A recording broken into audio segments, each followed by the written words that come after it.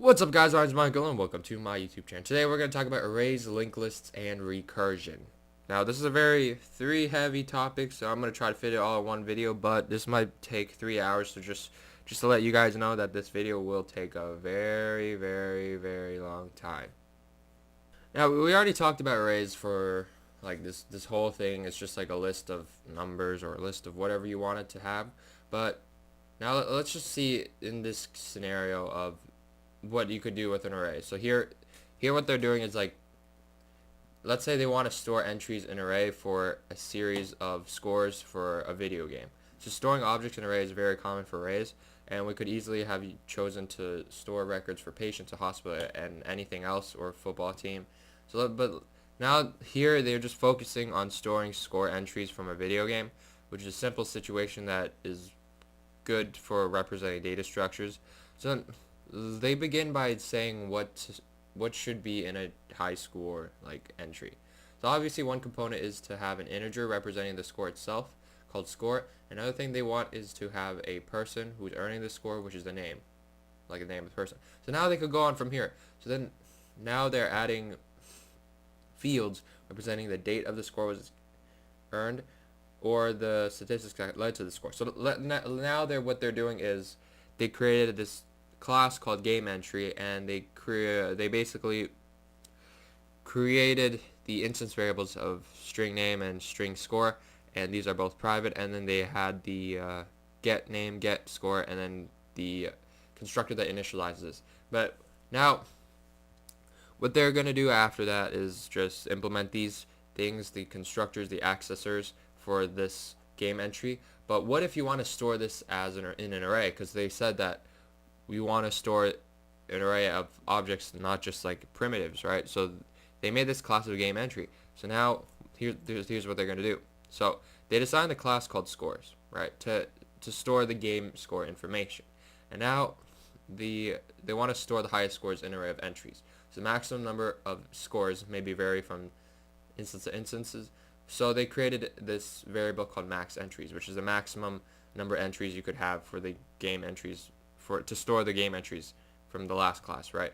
So the value specified when a score object is first, and yeah, it's the value specified when a score object is first. So in order to keep track of all the number of entries, they define a variable called num entries, and it is initialized to 0 and is updated as the entries are added or removed. So here they provide a constructor or destructor, a member function for adding a new score and for removing score at the given index. So here they have this, and for the constructor, the default value they're having is 10, and then they have the destructor, which deallocates memory. But this is just the header file, right, for the class currently. So they're going to have an implementation file of this also. So then they have a function called add, which adds a game entry. Remember, right now they're creating this class scores in order to store every single game entry, right? So that's why they have this. They have this so that, you know, they need to add to store it in an array, right? So to store all these game entries into an array. So that's why they have this add function that adds each game entry into this array, right? So now they have the game entry remove, and it removes whatever value at the array. So like, let's say if I remove the 5th value of the game entry, it would remove everything at the game entry, right? But here they're throwing an index out of bounds if the I is like way greater than like the max entries, I think. And then they have a max entries here, and then a number entries. Max entries represent like the maximum possible entries you could have for this array. And then here they have the pointer, which is basically just an array of game entries. This pointer is just supposed to represent an array of game entries, so that's why they have this. So now they're representing the new class constructor, which allocates the desired storage for the array. As I told you, a pointer is basically, in C++ and C, you could actually represent pointers as arrays, right? All you just have to do is allocate the memory. So here they create for the constructor, they pass in the maximum entries, and they're setting the maximum entries to equal that, right? They're also allocating memory for this array. So how they're doing it, they're having the pointer, they're saying new, okay, I'm going to allocate new memory, and then it's going to be game entry, and it's an array, right? They're allocating memory for a game entry, right, which is just like the whatever I'm storing, the object that I'm storing in, right? But it's an array, so they have these two brackets, and they're passing in game entries, which allocates the array storage. And they have number of elements initialized to 0, because their starting value of the number of entries is 0, but here they're also having they're storing the maximum entries, and they're allocating the array storage for this. Then for the destructor, they're deleting them, they're freeing the memories. But in in C it's free, but in C++ it's delete. So they're deleting the entries, which frees the memory. So now the entries have been added to the array are stored in indices 0 through number of entries minus 1. As more players play the game, additional game entry objects are copied into the array. This is done using the array, the add function, and only the highest max scores are retained. And here they have a member function remove, which removes the index at the ith element of the array. So they're assuming that if it's between 0 and the number of entries minus 1. If it's not, then they throw an index out of bounds. And so they didn't define this exception here, but it's derived from the runtime exception. So they created an index out of bounds exception in order to throw out if they're removing something that's not in the array. Like remove something that's like 100 here. Well, it's not in the array, so they're throwing index out of bounds. So in their design, they chose to order the game entry objects by their score from highest to lowest. So here they're basically representing the data structure like this. Okay, so here every time they want to add a game entry for the player who scored, what score he wants, they add it like this. So that they have this is basically the representation of it. They have an array, and then they store it in every single value. And yeah, so let's consider adding a new game entry into this array. So how would you perform this operation to add something into the array? Well, you could insert it into the whatever index it is, but if this causes the number of entries to exceed max entries, the smallest is removed. So here they're basically, what they're doing is that if it exceeds the maximum number of entries, which is here is 10, right, or it's indexed from 0 to 9, if it exceeds like the index of 9, they're just going to remove the smallest. This approach is to shift all the entries in the array whose scores are less than the current score that you're removing to the right. So in order to make space for the new entry, so what they're doing is they're basically just removing the smallest entry, and then they insert it at that position, and they shift everything to the right. That's basically what they're doing, so in order to avoid like resizing. But I think they have to resize sooner or later. Anyway, here, so they're adding a new game object to the entries in order to make room for the new entry, and they're shifting all entries with smaller values to the right by one position.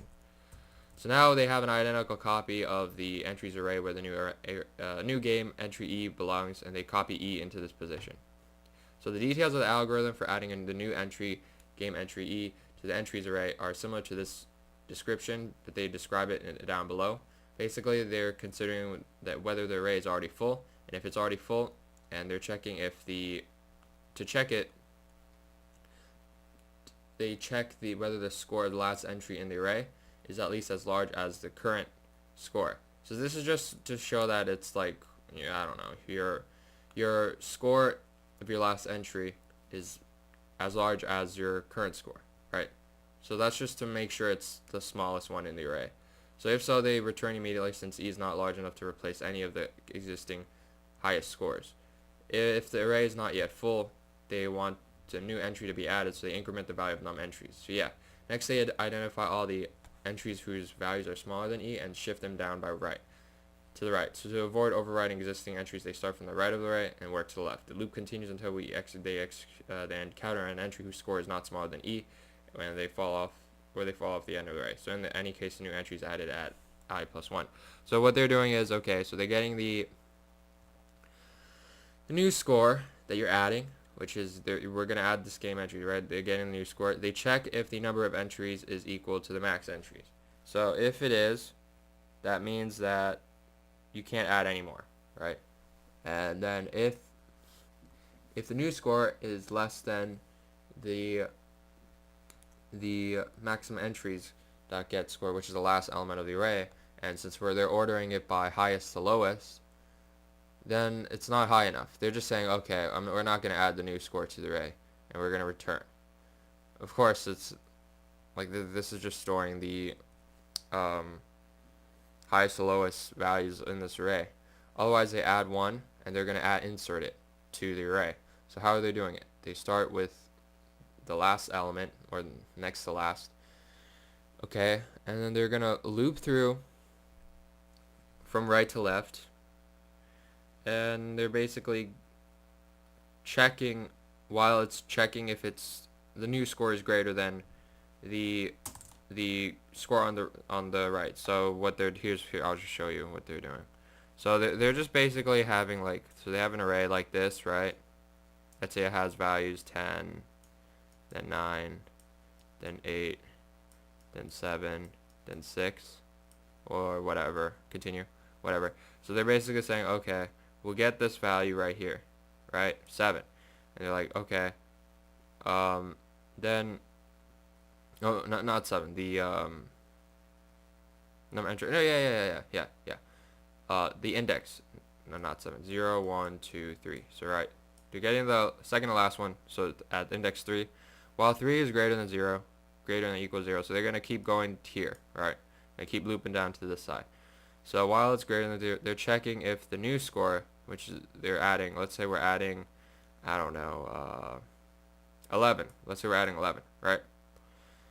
This is the new score, we're adding this new score. While this new score is greater than whatever's in this index, so while it's greater than 7, while it's greater than 8, while it's greater than 9, while it's greater than 10, they're going to basically they're going to set the value at I plus 1 to equal I. So the value, so basically I is the index that's going from right to left. So I is going to 3, 2, 1, 0. So they're going to set the value at the right to equal to the value currently. So if we're going to add 11 here, we're going to basically set I, which is I is 3, right? We're going to set, because 11 is greater than 7, right? So we're going to set, okay, 3 plus 1 is 4, right? 4 is going to equal to 7. To 4, yeah, 4 is going to equal to I at 3, which is going to make 6 to 7. Then they're going to go to 1. They're going to make this into 8. Right, they're just shifting everything to the right. Alright, and then here at 8, they're going to make this into 9. And then at 10, because 11 is still greater than 9, right? So they make this 9 to 10. And they're going to insert, after this is done, right? So they hit a 0. Now they're going to see, okay, we're going to set I plus 1. Oh, no, yeah. So after this done, so at 0, they added I plus, at 1 on the right? So they shifted it to, this now becomes 10, right? Now they're going to set, okay, I plus 1 is equal to E, so then this 10 becomes 11. So that's what they're doing. They're just removing the last one and the smallest one, and they're going to basically shift everything to the right and insert the new value at the correct position. That's what they're doing. So yeah, that's their add function. So here they check the code, check to see that all the limited cases have been handled correctly by the add function.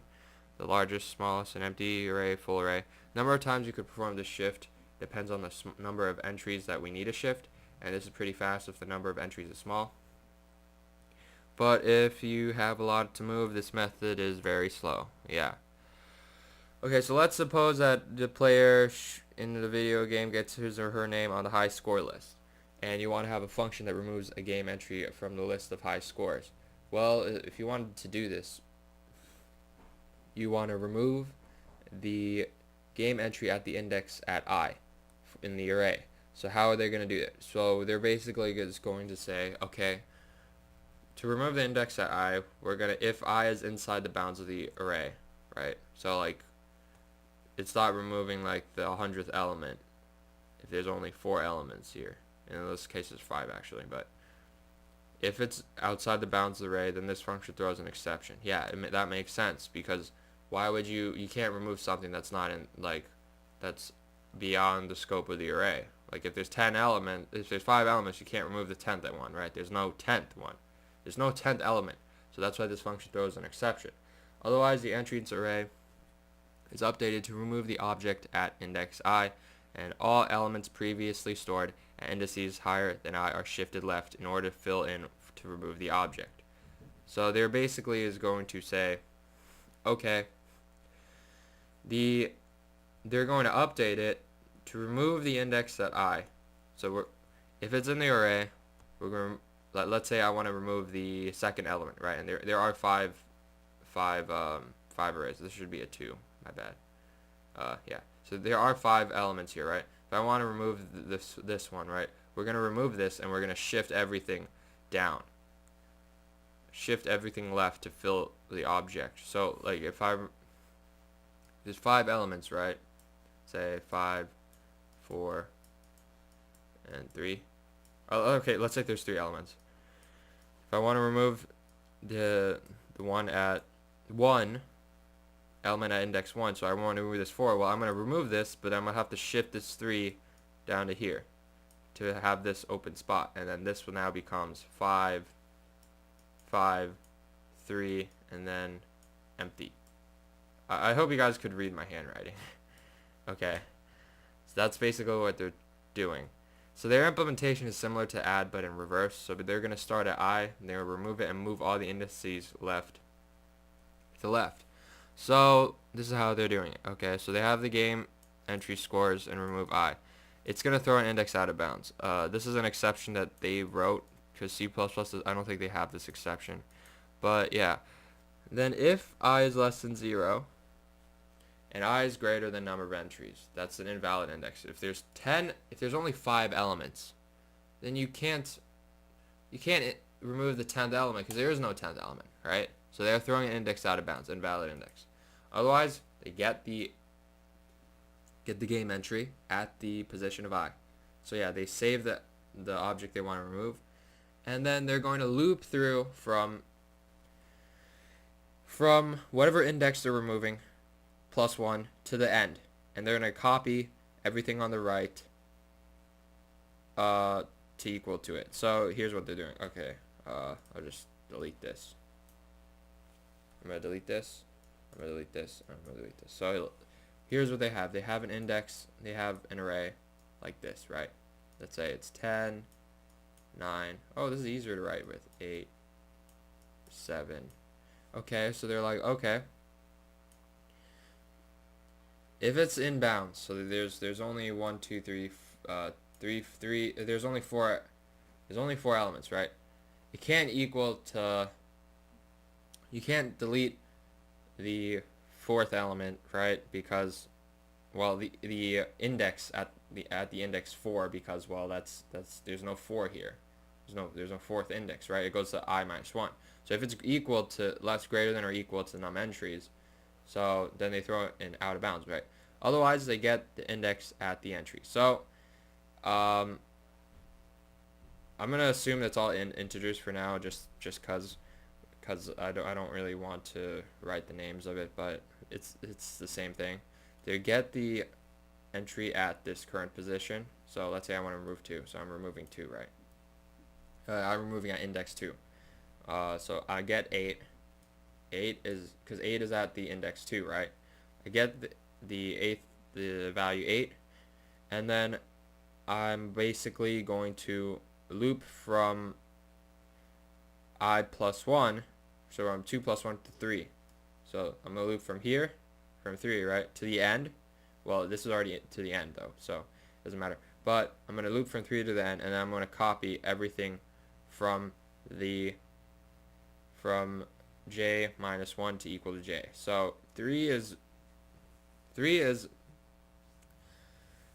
j, right? So then I'm going to do, okay, entries at j minus 1, so at 2 is going to equal to entries at j. So that's going to be, this is going to become 7. Okay? And then we're going to go from, yeah, that's what they're going to do. And then j plus 1, add j plus 1, right? So j is 3. J was 3, right? Currently, because Yeah, and now j becomes 4. Well, 4 can't really do anything here because there is no 4, right? Okay, the number of entries is 4, right? But you can't really do anything. It's 4, right? So that now the loop ends, and they remove number of entries to basically remove this last element. They're like, okay, there was 0, 1, 2, 3, 4 entries, right? Now they're going to remove it to have 3 only. So now this entries now has 3. There's only 3 entries. So num entries now becomes 3. So num entries becomes 3. So even though there are still 4 elements in this array, and the last one is like the duplicate of this value, right? They're now going to assume that this array has size of 3. So they're going to have size 3. And they're just going to discount this last one. That's what they're doing. And then they return e. And e is 8. So they return this. That value 8. That's basically what they're doing. This is size 3. Now, I don't think there's a good way to implementing it, because they should make this 0 or something, the 7th. Or they could copy this whole thing into a new array with size 3. I think that would be way better, but I don't know. That's this book, though. So removing involves a few subtle points. In order to remove the value of the removed game entry called e, we have to first save the temporary file, save temporary variable. Once they're done, the function will return this value, and the shifting process starts at i plus 1. They immediately copy the index j to the index j minus 1 and then increment until they go to the last element. Similar to the case of insertion, this left to right order is essential to avoid overwriting existing entries. To complete the function, they return a copy of the entry value was saved in E. These functions for adding and removing objects in an array of high scores are simple. Nevertheless, they form the basis of techniques that are used repeatedly to build more sophisticated data structures. Okay, these other structures may be more general than the simple array-based solution, and they may support many more operations. But studying the concrete array data structures, it is a good starting point to understand sophisticated things. So now we're going to talk about sorting. So how do you sort an array? Well, in the previous example, they worked hard to add or remove objects at I in order to keep the order of the objects intact. So now they're going to consider how to rearrange objects of an array that are ordered arbitrary in ascending order. This is known as sorting. So to study several sorting algorithms in the book, they have something called Insertion Sort, which is a simple sorting algorithm. It's like cards, actually, how do you do in cards. But here they describe a specific version of the algorithm where the input is just an array of comparable elements, and they consider more general kinds of sorting algorithms later on. So they begin with a high outline of how Insertion Sort works. So they start with the first element array, and one element by itself is already sorted. Then they go to the next element array, and then if it's smaller than the first, they swap it. Next, they consider the third element array and swap it with the left one until it is in the proper order with the first two elements. And they continue this manner with each element of the array, swapping it leftward until it is in the proper position. And this is why it's called Insertion Sort, because each iteration of the algorithm inserts the next element into the current sorted part of the array, which was previously the sub-array in front of the element. So they're going to implement using two nested for loops. The outer loop, two nested loops. The outer loop consists of the element in the array in turn, and the inner loop moves that element to its proper location with the sorted subarray of elements that are its left. So they consider the resulting algorithm in this part. So here they're going to basically do that. So here's how it works. Okay, so they're going to go from I is going to start from 1, and they go up to the end, to the length, right? So I'll just go over this, how it works. Okay, so let's say we don't have enough sorted numbers. Let's say we don't have sorted numbers. All right, we're going to assume we don't have sorted numbers. So let's say we have 3, 10, and 5, I don't know, 1 and 2. So here's what we're going to do. We start at the index 1 and go up to the end. n minus 1. What is n? N is the number of elements. So we start at index 1. So this is 0, 1, 2, 3, 4. Okay, so there's 5 elements here, right? We're gonna start at 1 and we're gonna go up to 4, which is the last index, right? The last number. So we start out here and we're gonna go up to, we keep going up to here, right? What are we gonna do? Well, we first get the current number. So the current number is basically array at I. So because the I goes from here to here. So the current number is 10. Alright, so we get that.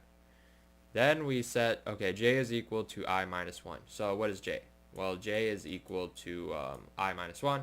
I is 1 right now, right? So j is equal to I minus 1. So j is 3. Not 3. J is 0. So it's whatever on the left side of this, right? Then what are they going to do? While j is greater than or equals to 0. Okay, so j is greater than or equal to 0. And a at j is greater than current. Then they're going to keep doing this. So, what is a at j? Well, a at j is 3. Right? While 3 is greater than the current. The current value is 10. Is 3 greater than 10? No, so we're not sorting this, right? So we're not going to do this. Then they say, okay, a at j plus 1 is now equal to current. So what is j plus 1? J is 0. Right? So now at j plus 1, which is 10, we're going to set it equal to current. So we didn't swap them, right? So we're going to set this, it's just now equal to itself as 10. Because it's not 3 is not greater than 10, that's why. Okay, so now we're going to start here. So let me just take this out. Just take this out and take this out. So now j is equal to 2, right? Because the loop added 1. So j is now equal to 2. So now what are we going to do? Well, okay, so since j is now equal to 2, these current values don't mean anything anymore. So j is now equal to 2, right? Not j, I is now equal to I is now equal to 2. Okay, so current is equal to a at I. So what is current is equal to a at I. So what is a at I? I is 2, right? So a at I is 2. So current is 5. The current value we have, this is 5. J is now equal to 1. Because it's I minus 1, right? So 2 minus 1 is 1, so j is 1. J is this value, right? It's always to the left of the value I, of what we're currently at. So now, while I is greater than or equal to 0. Okay, so I is greater than or equal to 0, right? Is a at j greater than current? Not I. While j is greater than or equal to 0. And a at j is greater than current. So j is 1 right now. Is a at 1, which is 10, greater than the current? Yes, 10 is greater than 5. Right? So we're going to do this loop. Okay? So now what we're going to do, we're going to say a at j plus 1. What is j plus 1? Well, j plus 1 is 2. So it's this one. So 5 is now going to equal a at j. So a at j is what? A at j is 10, right? Yeah, 5 is going to equal to a at j. So this becomes 10. And then j equals to j minus 1. So now j becomes 0. So now we're at here. But this loop continues, okay?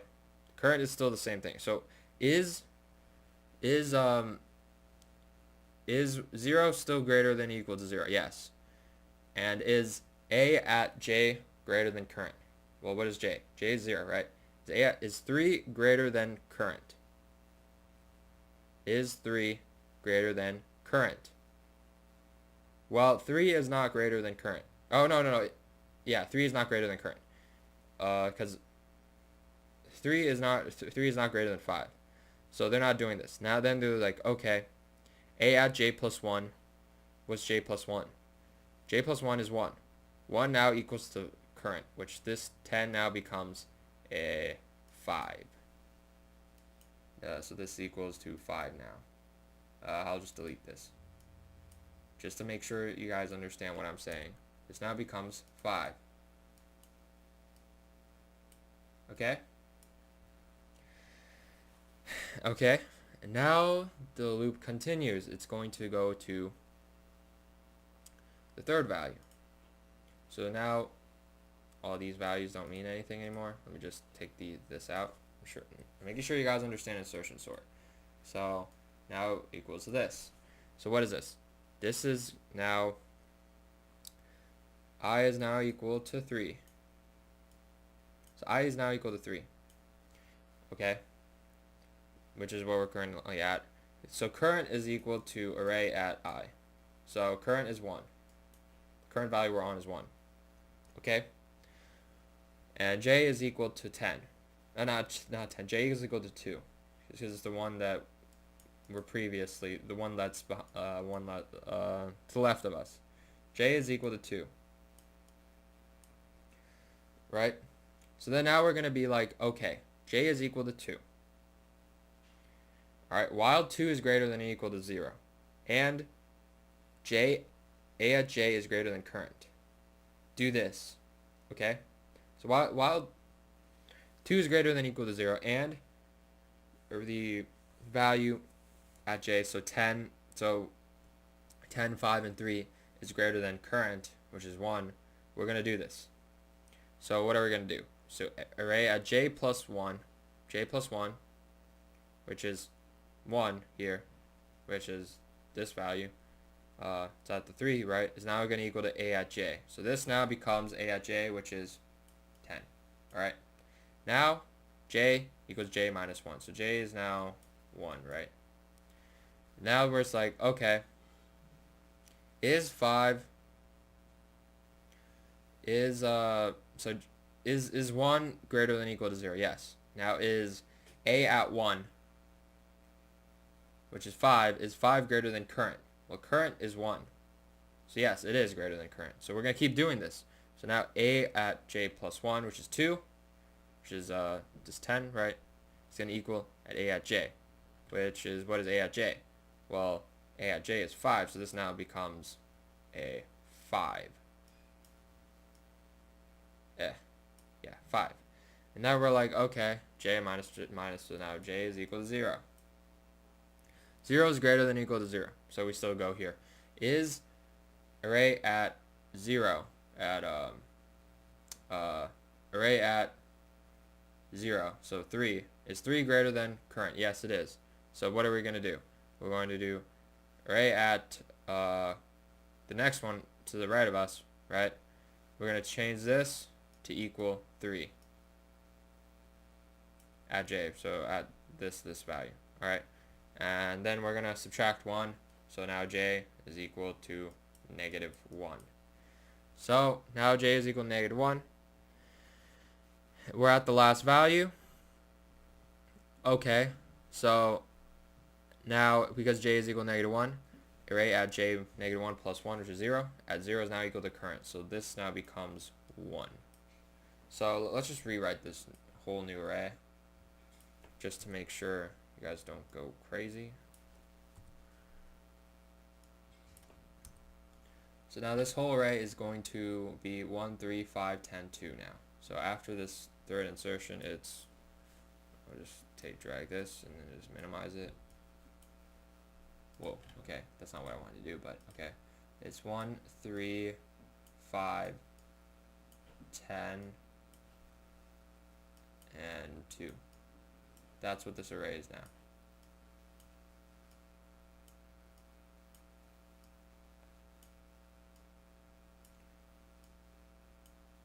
Okay, so now, well, we're not done yet, because we're going up to n minus 1, so now the I is equal to 2. And I'm guessing you guys know, I think you guys know how this is going to work. Right? But let's just keep going.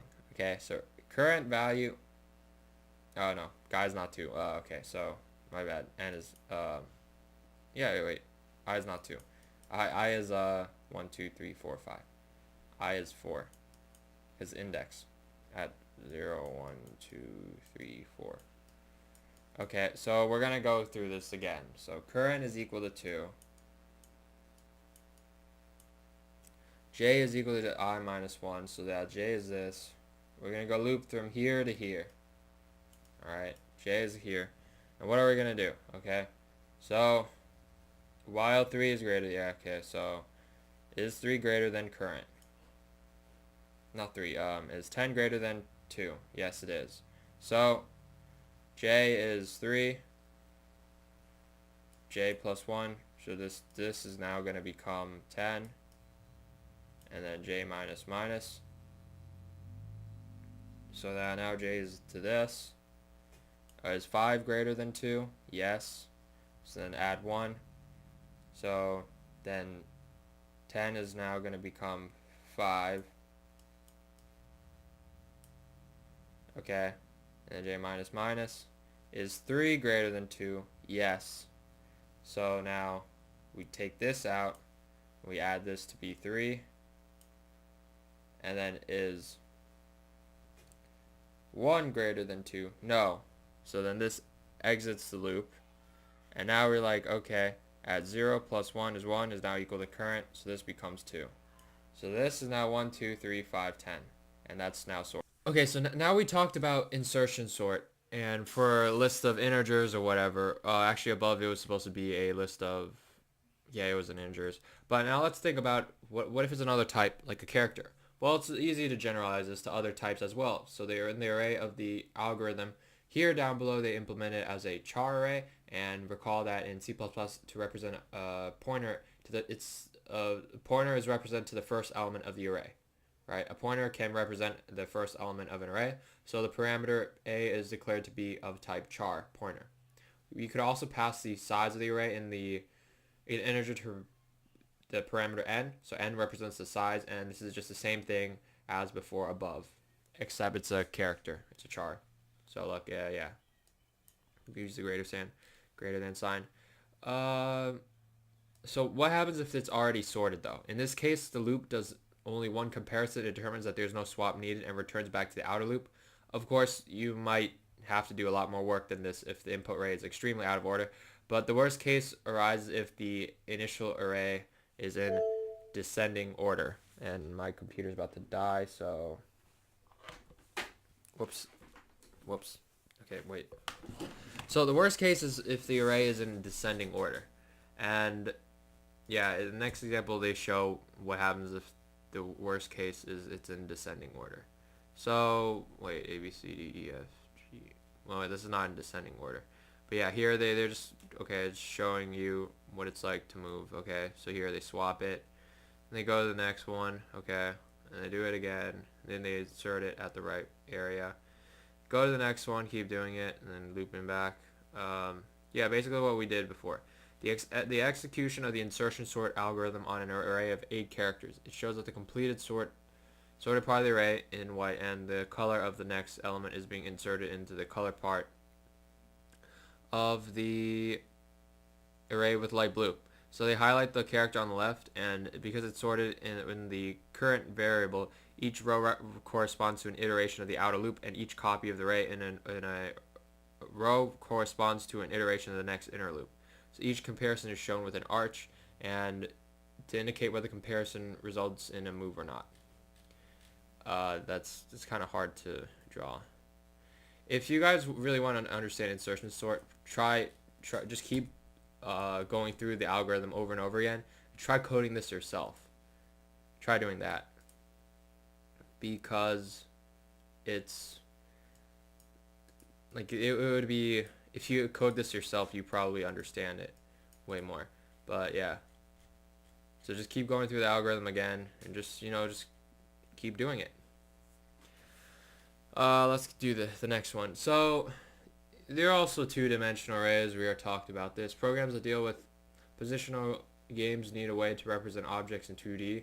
So one of the ways to do this is two-dimensional array, where we use indices to represent the cells in the array, I and J. First index represent a row, second represent a column. They should really not use I and J. They should just say row and column. Given each array, we could then maintain two-dimensional game boards as well as perform other kinds of computations. So here that involve data in rows and columns. So here in C++, there are one-dimensional, so they use a single index to access each cell of an array, and they're yeah, you could also think of it as a matrix. So here it's a matrix. So each cell represents, so a 2D array is basically an array of arrays, right? So each cell represents a whole new array. So if you think about it, 0 represents, so there's an array of arrays with rows of this 0, 1, 2, 3, 7, right? And each of these represents a whole new array. So you can think of it as array of pointers to pointers, if you think about it. So like here, I just make it, so let's say you have an array, 2D array, it's just an array, right? So this is all the rows. Whoops, my fault. And they point to a bunch of arrays. So it's an array of arrays. That's what it is. Do they go over ragged arrays here? Because looping through ragged arrays is different because you have to get the size of each one. Yeah, just continue. That's what it is. It's basically like that. You can think of it as a matrix, but I like to think of it as an array of arrays. Here they have an integer array that has 8 rows and 10 columns. The value of 5 is 100. So what does that mean? The third row, 0, 1, 2, 3, and then the fifth column, 0, 1, 2, 3, 4, 5 is 100. That's what it means. And the value of 6, 2 is 632. So what does that mean? The value at the sixth row, which is 0, 1, 2, 3, 4, 5, 6, and then the second column, 0, 1, 2 is 632. So given the values of I and j, you could output the row at I and the row at j, the column at j, and that's as follows: cout m, I, and j. It's also a good idea to use symbolic constants to define the dimensions in order to make your intentions clear on how to read your program. Why is that even here?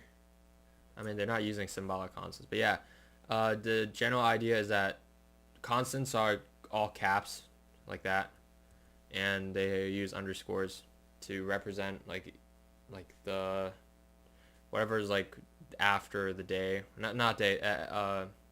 It's like every other word they use an underscore. That's what they do. So I don't know why they're doing this. I guess they're doing this so that when they make their dimensions, if you make them constants, you could just change this, and that will change the code. I guess it's a good idea, but I don't know why they just throw it in here randomly. Alright, dynamic allocation of matrices. So if the dimensions of a 2D array are not known in advance, you have to allocate the array dynamically. So here, in order to do that, you have to use dynamic allocation. So if you want to allocate n rows and m columns, each of the matrix is an array of integers of length m. So to do that, each row would be declared as a integer pointer, right? And then how do we group the individual rows together from the matrix? Well, the matrix is a row of pointers, and since each row is a pointer of type t, right? Int is an int pointer. The matrix is an integer double pointer, right? So it's a pointer to a pointer of integers. So to generalize the matrix, you declare m to be this type and allocate n rows pointers with the command m equals new int star n. And the ith row of the matrix is allocated with the statement m at I is equal to new int m. And here they do this with two integers n and m. So how do they do it? So they have a double pointer. It's a pointer to a pointer. It's a pointer to a pointer of integers, right? So they have that, and then they declare equals new. It's an array of pointers. So like I told you, they create new integer. So this allocates all the rows. So right here, I shouldn't have deleted it, but it's like, okay. So this is going to be called m. This is called m, right? This is my thing. I'm going to have it allocated to, it's going to point to a new array of integers. So this is going to be of size n. So this is a new array of integers, right? Size n. Now I'm going to loop through every single of this array. And I'm going to point it to a new array of integers of type of size m, and m is why did they name this like this? This is capitalized and this is undercase. That's going to confuse people. Okay, don't say m. This is just going to be the number of columns. So then they're going through this whole thing and they're allocating the number of columns like that. And then, yeah, and it continues. So once allocated, you can access each element just as before. But if you want to deallocate it, you have to deallocate the rows one by one. So first you have to deallocate every single row. So you delete every single row first. So, oh, my fault. So what they do is they loop through every single row here. So once these are all allocated, right? Then they're going to be like, okay, I'm going to, at all these rows, I'm going to free it. So I'm going to free this one first. So now this is gone, this is gone, this is gone, etc. And once all these are gone, they're going to be like, okay, now I'm going to free this. My array of pointers. So then now this gets freed. So this is gone now. So that's how it works. You loop through it and you free every single row and then you free the row of pointers. So now we're going to talk about STL vectors to implement matrices.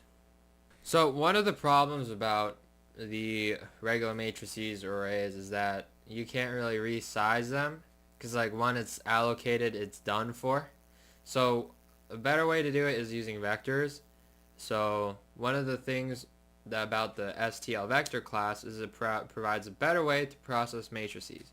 So what they do is they adapt a similar approach above by implementing a matrix of vectors. So each row of our matrix is declared as a vector int, and then yeah, that's the rows, and then they have another vector inside of it. Remember to put a space, by the way, because otherwise it looks like a bit shifting. So n is now okay. Enough of the n and m. Let's note it as the rows of the matrix and the constructor.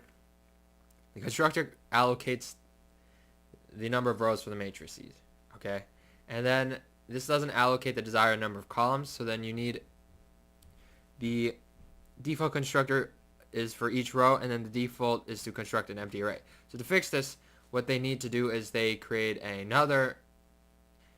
new feature of the vector class constructor, and there is a optional second argument which indicates the size of your matrix. So they do it by this. Okay, so this would be number of rows, number of columns. Okay, and you have to pass in m as the number of columns. Okay, and yeah, make sure to put a space, otherwise it'll be like a bit shifting. Because the vector class automatically takes care of deleting the members, you don't need to explicitly delete the rows. As with dynamic arrays, two-dimensional arrays have many applications. So here they have a 2D position for a positional game. So here they have a, yeah, this is just tic-tac-toe. So how tic-tac-toe works is one person goes and then the other person goes. You put X and O, and then if you get 3 in a row, you win. So you could use just to write tic-tac-toe. You could have a board. The array of arrays, not array arrays. Now, yeah, array of 2D array board to maintain the board in the cell. So you do this by having this matrix like this, where 1, 0 represents all of it. Yeah, it would just be 3 by 3. So in order, you have to choose to make the cells on the board to be array of integers with 0 indicating an empty cell and 1 indicating an X and A minus 1 to indicate an O. And they basically just do that. Yeah, and then you gotta loop through it. Forward, backward, diagonal, left, right, up, down, diagonal. Yeah. So yeah, here's how they do it. They show the game of being tic-tac-toe being made. So yeah, like that. Wow, that's a lot. That's not a good way to write it. Okay. So they have the current player. So they have constants, and 1 is -1, 0.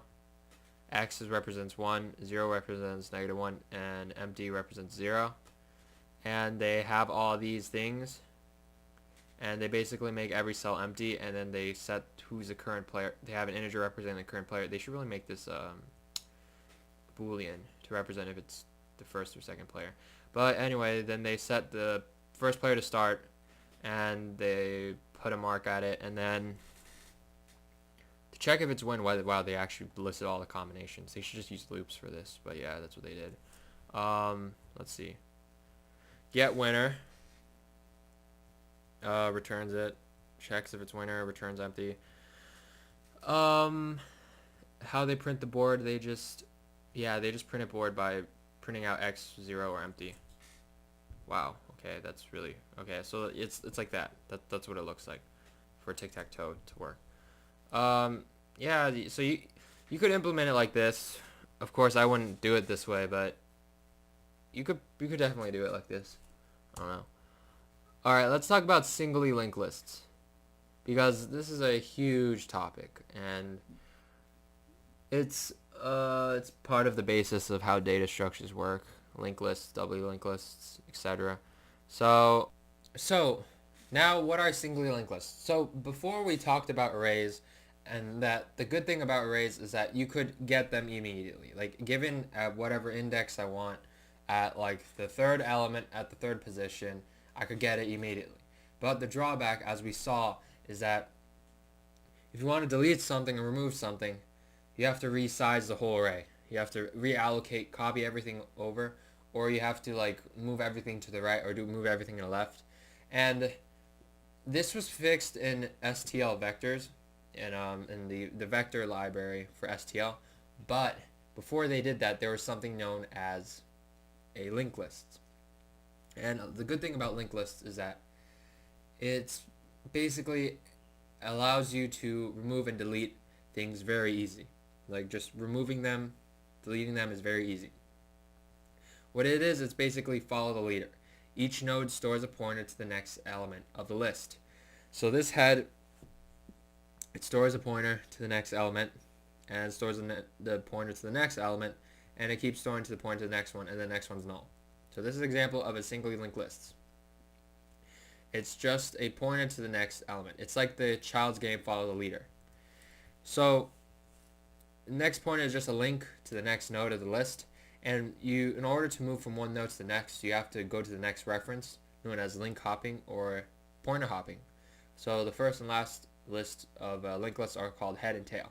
So this is the head, and that's the tail.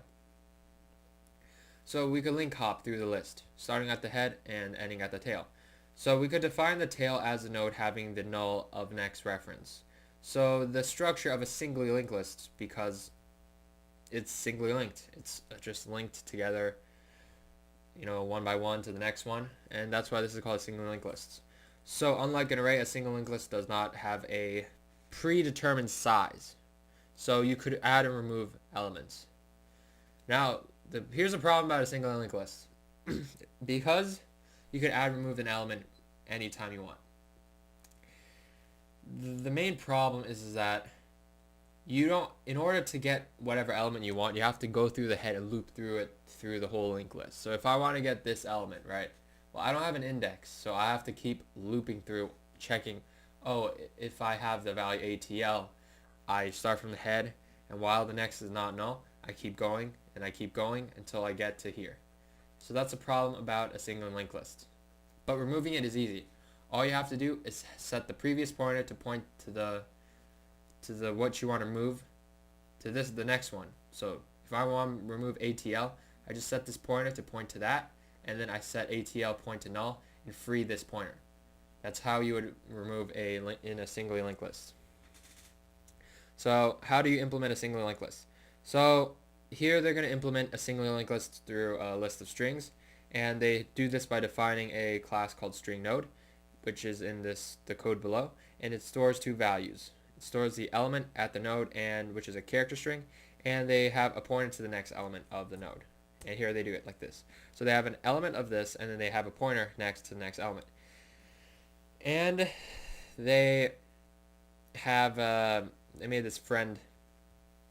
They made it a friend because a friend class for string linked list is just to provide access to the instance variables of inside of the private instance variable string node, next, and string element. So here they define a singly linked list as a class for the actual linked list. It supports a number of member functions such as constructor and destructors, and functions for insertion and deletion. The implementation are represented here. So the private data consists of the pointer to the head and the pointer to the head of the node, and so they have a instance variable called pointer to the head, and they have the constructor, a destructor, and it checks if the list is empty, a string that returns the front of the list, and then a method that adds to the front and removes from the front. So here, in order to implement it, they have this. Okay, so a number of simple members functions are shown below, and the list constructor creates an empty list by setting the head pointer to null. The destructor repeatedly removes the elements from the list. It exploits the fact that the function remove destroys the node that it removes. To test whether the list is empty, we simply test whether the head is null. So how do they do it? For the destructor, while it's not empty, they just keep removing the front. That's all they're doing. And that just basically just destroys the whole list. Because it's like, it's not empty, well, I'm going to remove the front. It's not empty, remove the front, remove it until it's empty. To check if it's empty, they just check if the head is null. Right? Because null points to nothing. So if they return if the head is null, then that means it's empty. And to get the front of the element, they just return the head's element. So the head represents a pointer to the head. Whoops, my fault. Whoa, I jumped way too far behind. So head points to a pointer to the head, right? Like that, right? So if you want to get if you're checking if it's null, so if this points to null, if this head is null, then that means it's empty. And they remove the front, get the front element, and that's what it is. Okay, so how would you insert something to the front? So you could easily insert something to the front by simply creating a new node, set its element to the string, set the next link to point to the current head, and then set the head to point to the new node. So how do they do that? So here's the head, right? Currently heads point to MSP, right? And it's this has a pointer to ATL, and this has a pointer to boss, right? So they want to add something to the front. So what they do is they create a node called lax, pointed to the head, to the current head here. Then they have the head point to that. So that's how you insert to the front. You just create a new node and have the head point to that instead. So how do you do it in code? Well, this is what they do. To add to the front, they create a new node, string node, as a pointer to a new node. Then they set whatever value it is. They really should have done this in the constructor. Okay, but whatever. So the element that they're adding is this. So this method called addFront takes in a string, constant e, right? And what they're doing is they're going to set the data for this node, have the data of the element equal to e. So that means that this data thing is going to equal to whatever the new one you want to add it to. So here we see this is essentially the same thing as creating this. So they created this new node, and it's like, okay, they passed in lax to the function called addFront, and the function to addFront takes in a string e. Lax is basically e, right? So they created a new node called v, and they have the element, which is whatever's in this box, right? That's the data, to have the value of e. So that's lax. That's what they did here. And then they have the pointer v arrow next that points to the head. So they're going to have this pointed to the head, which is currently MSP, which is what this is pointing to, and that points that to the head. Then they set the head pointer to point to v. So now v is now the head, so now you have head points to lax, and lax is now the head of the node. So this is how you add a node to the front of the linked list. So now how would you remove an element from the front of linked list? Well, you could undo the same operation for insertion. All you have to do is set head to the next one, and so advance head to equal to head.next, so have it point to the next one, and then now you want to delete the old node. So you have to free that. So in order to do that, you have to delete the old node. So here's how they do it. They have old node point to the whatever the old node that it was to do that. Oh, whoops, my bad. So they have the old node points to, old node is the lax, right? So we're moving for lax now, right? So they have old node point to head. So what is that? So head was lax, so they have old node is lax, right? That's what they're doing here. Old node equals lax. Now they have head equals to old nodes next. Head equals to old nodes next. So what does that mean? Well, this was lax is the old node, right? Because we set the old node to point to the head, right? The old head, right? And now we set lax. This head is now going to equal to heads next, so it's going to equal to this.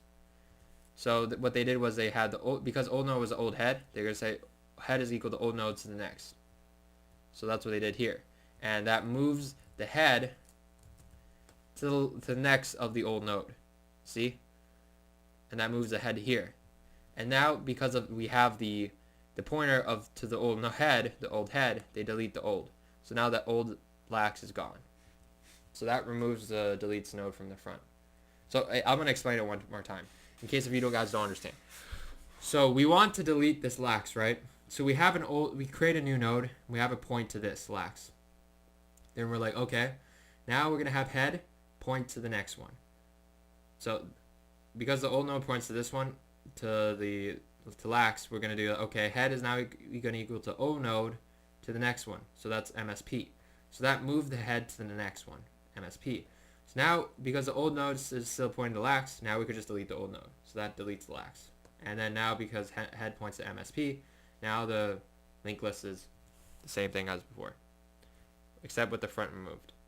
It is also note that you could easily delete the last node of a linked list if you just delete it. To delete the last one, you just have to update the next link proceeding to delete the node, and locating this node just involves traversing the whole list, and it could take a long time. So what are doubly linked lists? Well, remember the thing about removing the last node for a regular linked list? You can't really do that unless you traverse, like you go through the whole linked list and go to the end and just remove it. Like you have to keep checking if the heads next is null. And once you have heads next is null, you have to delete it, right, in order to do that. So you have to go through the whole thing. Well, an easier way to do that is to just quickly access the last node of the list, of the linked list. So to do that, we have something called a doubly linked list. And even though we have a doubly linked list, we want to have something called, have it point to the last one is the tail, right? So we have a head, and we have the last one as the tail. Point to the last node. But it's not just that we want to point to the last node. We also want a pointer to the previous node. Why? Because sometimes to remove any node other than the head, a quicker way to do it is to use the previous node as well to remove the head, right? So like it wouldn't make any. It would be really hard if I have to point this to the next one, then have this have a node point to this, and then have this remove it. Well, easier way is to use the previous node, and that would easily help you remove this node. This node would be way easier to remove it than looping through and getting the previous node to remove it. So that's why we have previous node. That's why we have previous node and next. So there's a type linked list that allows you to go both directions, and this is called doubly linked list. So in order to do this, you have a node in the doubly linked list that represents two pointers, the next link and the previous link, which point to the next node of the list and the previous node of the list. And here, such lists allow you to quickly update things such as removing anything and deleting anything. So to simplify programming, we have the head points to the head of the node, right? And then we have the tail points to the tail of the node. But not just that, it is convenient to add special nodes at the end of the linked list, right? So we have head to point to head and tail to point to tail. But we also have dummy nodes that do not solve and store any elements. These provide access to the first and last of the nodes. So in particular, head's next pointer point to the first node of the list, and the previous pointer of the trailer node points to the last element of the list. So here's what it shows. Now we have head points to the first element of the list, and then the previous points to the head, right? The previous point of the points to the head, right? And then we have the last element of the list, in particular the previous pointer of the last node points to the last element of the list. So this last tail of the tail points to the last element of the list, and this element points to the tail. So a doubly linked list with header and tail makes it easier, and they basically point to each other. So here they're not showing the null pointer for the head node, nor are they showing the null pointer for the next pointer of the tail node. So what they're doing is that they're having these as null pointers, so that head's next is this is null, right? And then this next is actually the first element of the list, and then this one, the first element of the list previous, is actually null. So this one's actually null, and this is actually also null. They have next point to null as well, and this previous points to the head. So they're not showing the null, but that's what they're basically doing. The null pointer for the head, so they're not showing the null pointer, null previous pointer for the head, nor are they showing the null previous, the null next pointer for the trailer. Okay.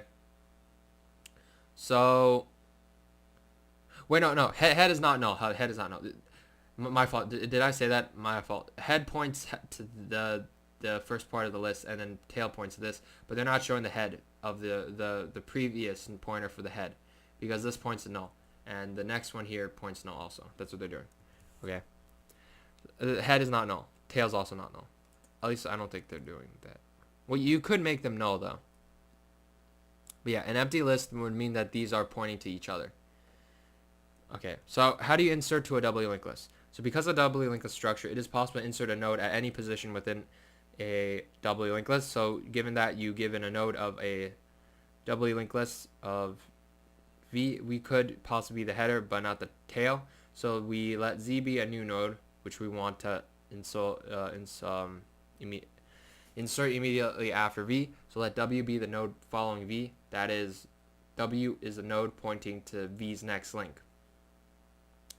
What is with V, W, X, Y, Z? I don't know why they're doing it like this. Okay, so W is going to be the node following after V.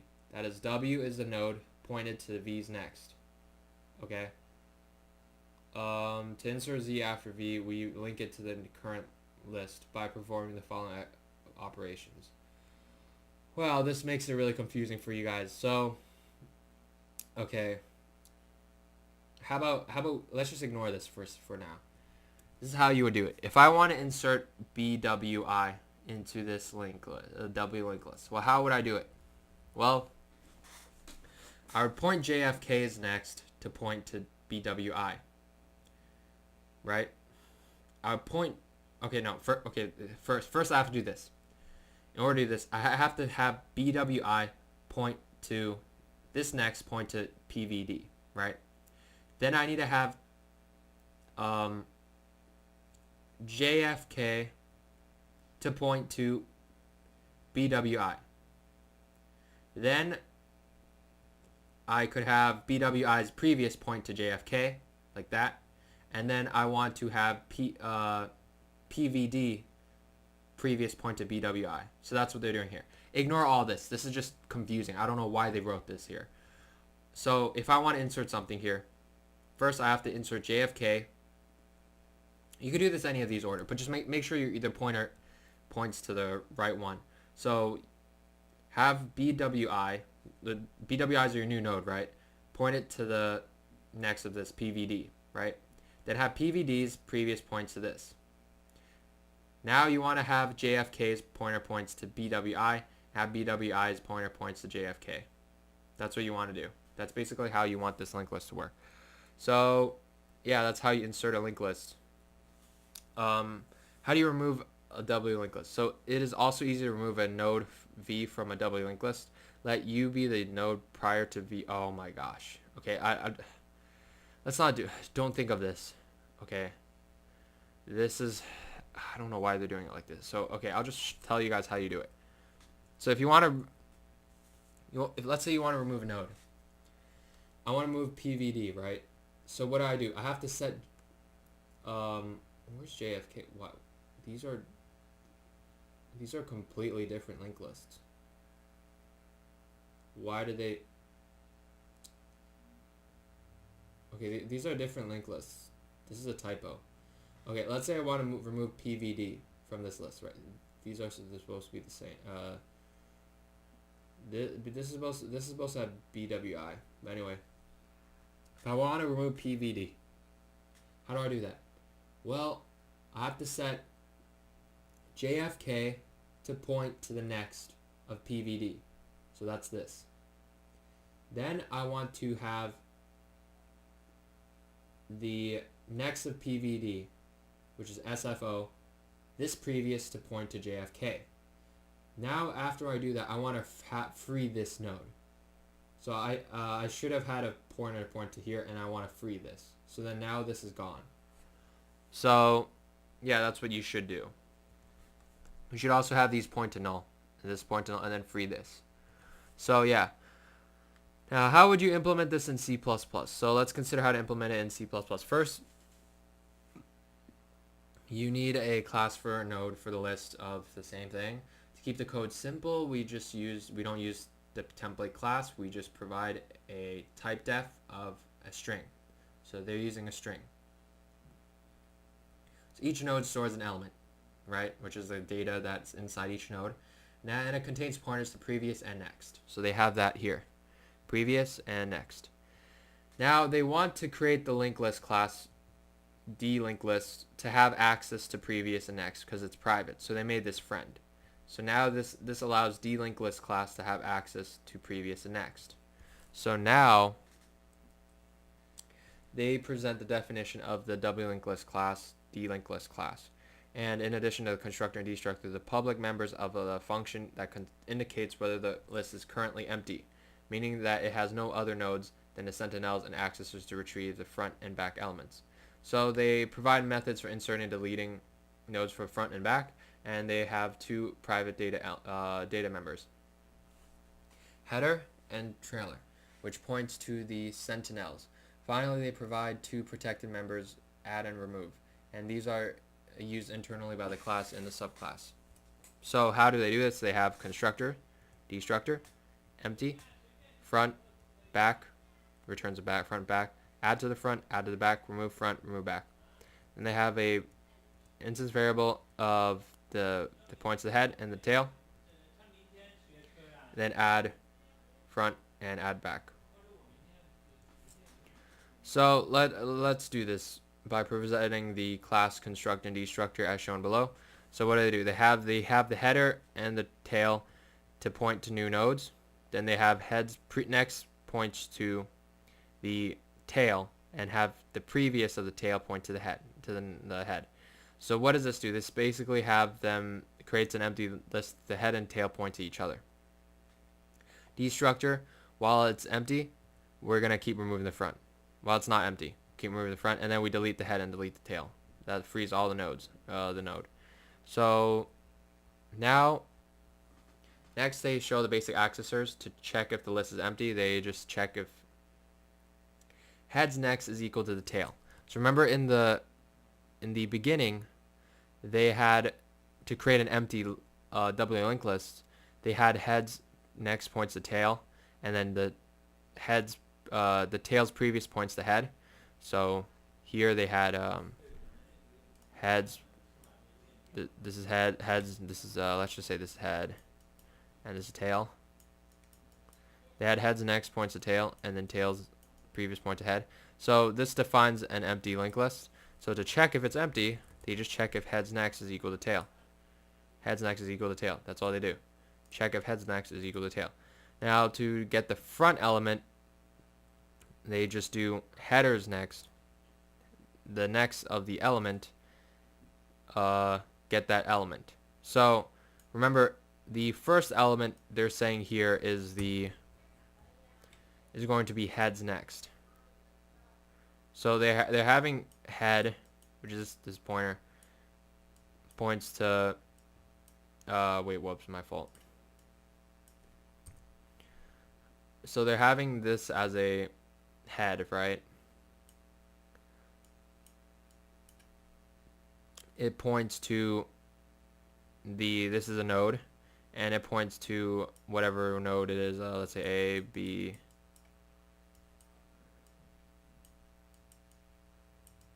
C, and then this is head, right? And then this points to tail. So to check if the first one is null, the front to return the front, they just return heads next, which is A, and this element. Oh, remember this is this previously link.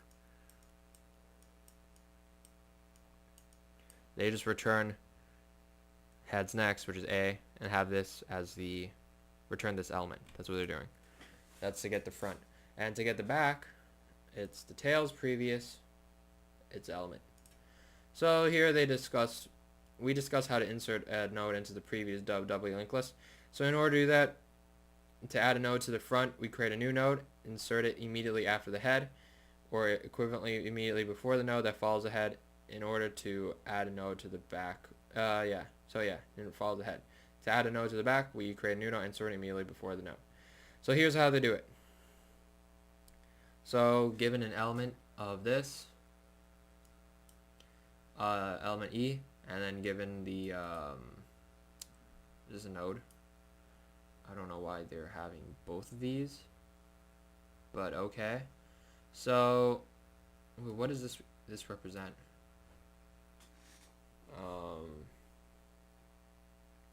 Insert a node before V. Does V represent a node inside the thing? I don't know. Okay, so they create a new node. It has the element E, so let's say I'm inserting E. So they create a new node. It's called U points to this, right? And it has an element E, right? So, okay, V represents the node that they're inserting it to. So, yeah, so this line created that node, right? That I had, this node points to the new node, and this is has an element E. Now they say this next points to V. So what is V? This function inserts a node before V, right? So if I want to insert a node before B, right? Let's say, or C. So I'm going to insert a node before C, and it's after B. So what I do, I set this next, this is the next, points to C, right? This previous points to V's previous, which is B, so this is going to have a previous point to this, right? And then U's previous points to V's period. Then V dot previous dot next, so then this is going to get changed. So this V dot previous dot next, we delete that, and then have it point to V's previous is now U. So V's dot previous, which is B currently, have this next point to U. So then this next is going to point to U, right? I should redraw this to make sure you guys understand. I'm gonna redraw this. I'll delete this.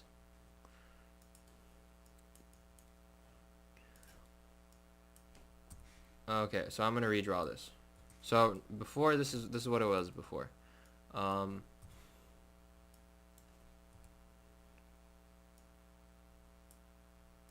So whoops. So this is B. Next. Okay. So pretty much what they wanted before was to insert a new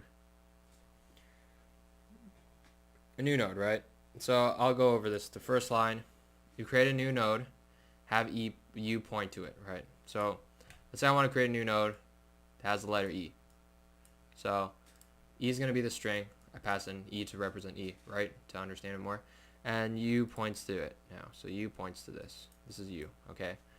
Now, what am I going to do? Well, I want to insert it. Whoops. I want to insert it between the node of C. So after B, but before C. So how do I do that? Well, to do that, C is going to be, in this case, it's going to represent V, okay? V is going to represent C, right?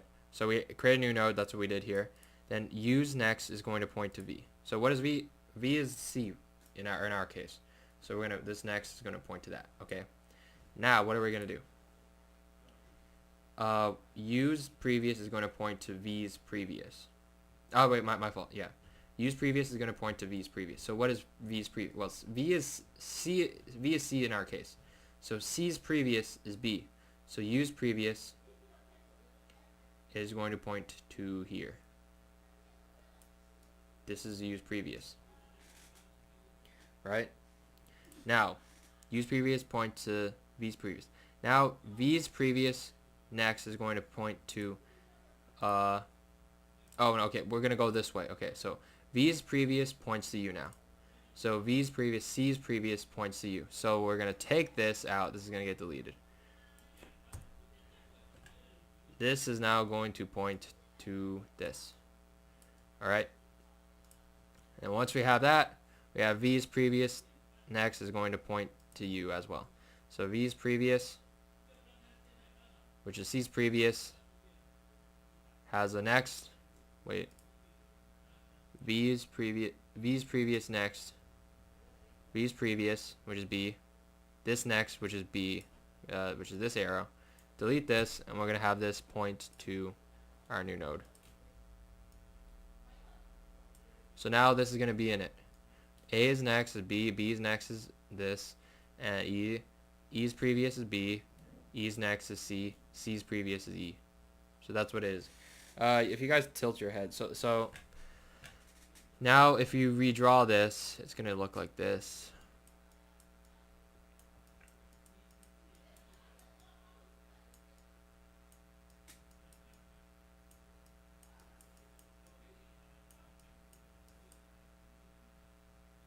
Oh, whoops.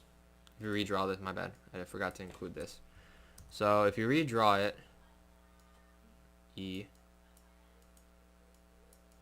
C, T. And now they all have the previous.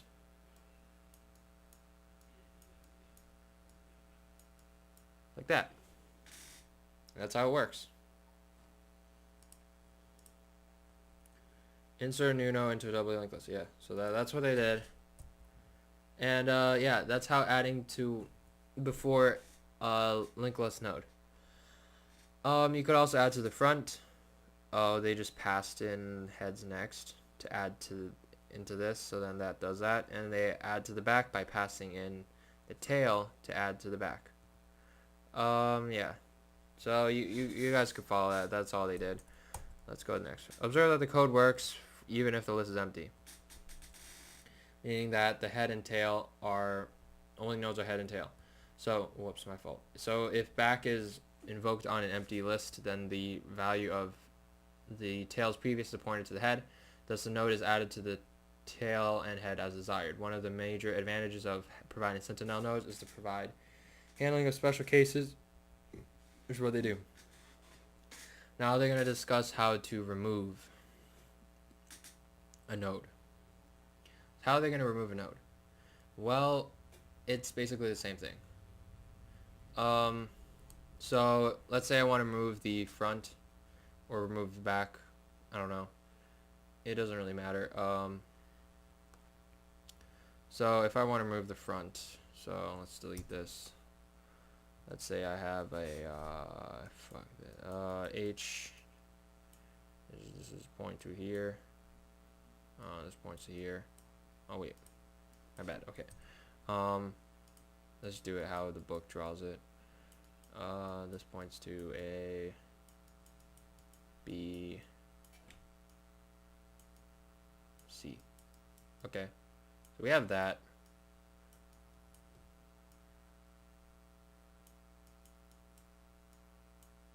have that, point that to there, point that to there, and then point that to there. Okay, so have heads next. Okay, so we're gonna remove heads next, so that removes this front. So we pass head next, so we're gonna remove A. How do we do that? Well, he set U point to this previous. So in this case, V is A, which is our head. So this remove U points to V's previous. So this is V is A, right? So U points to this, right? W points to V's next. This is W. U's next points to W. So now we're gonna change U's next. So this next, this goes away. It's gonna point to W, which is this. All right. U's next is gonna point to W. W's previous is gonna point to U. So W's previous. This is gonna go away, and this is gonna point to U. All right, whatever U is pointing to. And now we're going to delete V. So that deletes this free. V is A. So remember V was A before. So now we delete this. So now this is gone. So now when the thing is, let's just keep doing this like this. So now when the thing is gone, it's deleted the head. Removing the front. And you could also do it to the back with the same method. It does the same thing. Yeah. There are more features you could add to our singly implementation of a double linked list, but a simple implementation of double linked list. Although we could provide access to the ends of the list, we have not provided mechanisms for accessing and modifying elements in the middle of the list. So we could discuss the concept of iterators, which provide a mechanism for accessing arbitrary elements of a list. So they didn't have deleting the middle of the list, but that's pretty easy to do if we use iterators. You could also perform no error checking for implementation. So they didn't perform any error checking. So it is the user's responsibility to access or remove elements from an empty list. So in a more robust way, they designed the methods front back, remove front back to throw exceptions when an attempt is made to perform one of these functions on an empty list. So yeah, that's how this is a easy way to manipulate useful data structure. Alright, so now we're going to talk about circular linked lists. Alright guys, let's talk about circular linked lists now. So circular linked lists have the same kind of nodes as a single linked list, except each node in a circular linked list has a next pointer and an element value. But rather than having a head or tail, the nodes of a circular linked list are linked into a circle. So if you traverse the nodes of a circular linked list from any node from the next pointer, you would go back to the node where you started. So even though a circular linked list has no beginning or end, we need some node to mark it as a special node, so we call the cursor. Cursor allows us to have a place to start from if we need to traverse a circular linked list. So there are two positions of particular interest in circular linked lists. First is the element that is referenced by the cursor, which is called the back, and the element immediately followed this is the circular order, which is called the front. And it may seem odd that they have a circular linked list that having a front and a back, but this node's immediate success would be a single linked list from the front node to the back node. So you have a linked list from the back to the front. So the circular linked list and reference from the cursor is called the back, and the node immediately is called the front. So they have front returns the element referenced by the cursor. If it's an error if its list is empty. Back returns the element immediately after the cursor. An error result if the list is empty, and advances the cursor to the next element in the list, next node in the list. Add inserts a new node with element E immediately after the cursor. If the list is empty, then the node becomes the cursor, and its next pointer points to itself. Remove removes the node immediately after the cursor, and unless it is not the only node, if the list becomes empty, the cursor is set to null. So here they show implementation of a node of a circular linked list, assuming that each node contains a single string. Then the code is identical as the single linked list, and to keep it short, they just use strings, right? So here they have a string element, and they have the element, which is the element value for the node, and then they have a pointer to the next one. And then they have the friend class, which allows you to provide access to all the instance variables. So here they have the class, constructor, destructor, empty, checks if the list is empty. Front, the back, advances the cursor, adds after the cursor, removes the node after the cursor, and they have the cursor. So the code here represents the class's constructor and destructor. The constructor generates an empty list by setting the cursor to null, and the destructor iteratively renews the list until the list is empty. So they exploit the fact that the member function remove deletes the node that it removes. So here they set the cursor to be null, and here they, while it's not empty, they keep removing the node for the destructor. So this frees the memory of the destructor.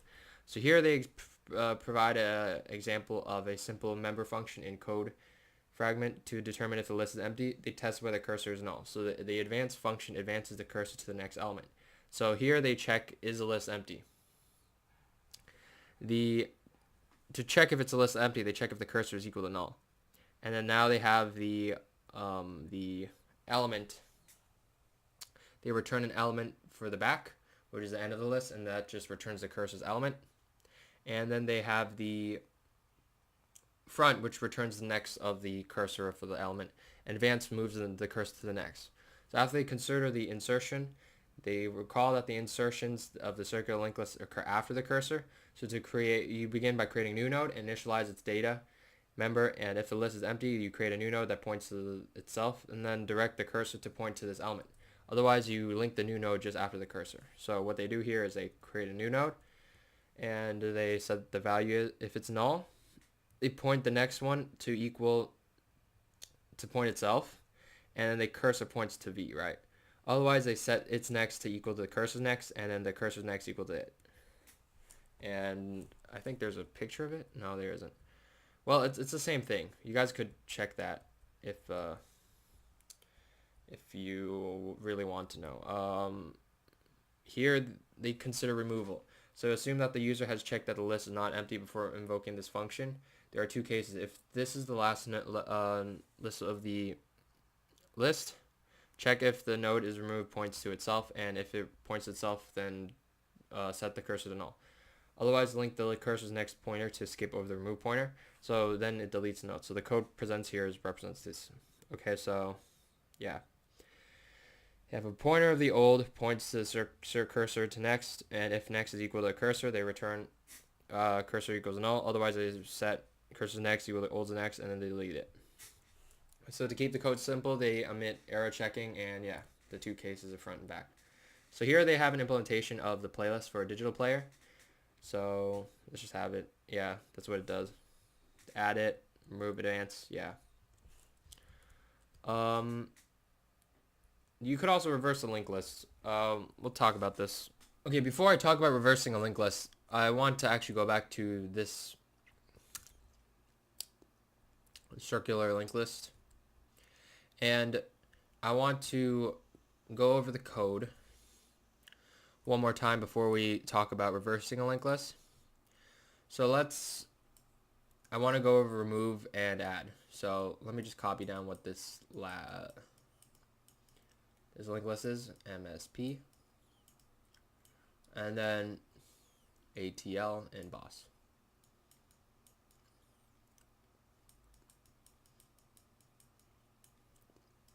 Let's say this is back, and this is front. So a circular linked list basically means the back points back to the front.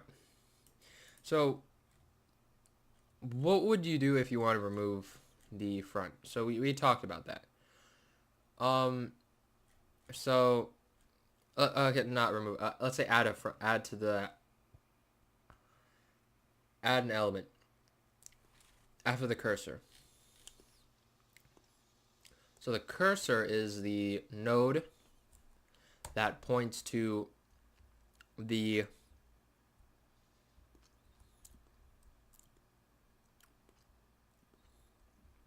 cursor is the node that points to this is the cursor. The cursor is this part, the pointer that points back to the front. So this is the cursor.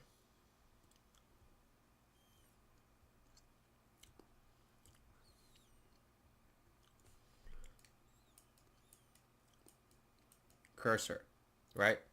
So if I want to insert to the front, how would I do that? Well, here's how they do it. Create a new node. All right, let's say I want to insert W to the front. Yeah, W to the front. Okay. Then they're like, okay, V's element points to E. Yeah, okay, so this is the element E, right? W, okay. Yeah, W is the E, the element that we have. So the pointer is V. This is the pointer. This is V, okay? Then if cursor is null, which is not, the cursor is not null, we set V's next points to cursor's next. So cursor's next is the front, right? So V's next points to cursor's next. Then cursor's next points to V. So cursor's next points to V. So now we change this to that. And we delete this. This is gone now. So the cursor's next.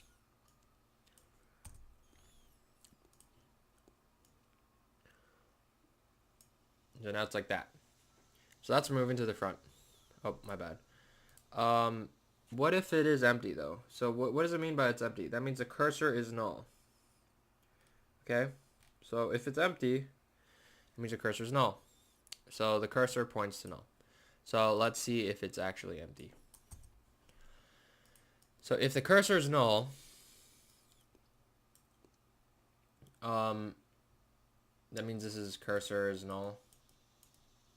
This points to null. Right?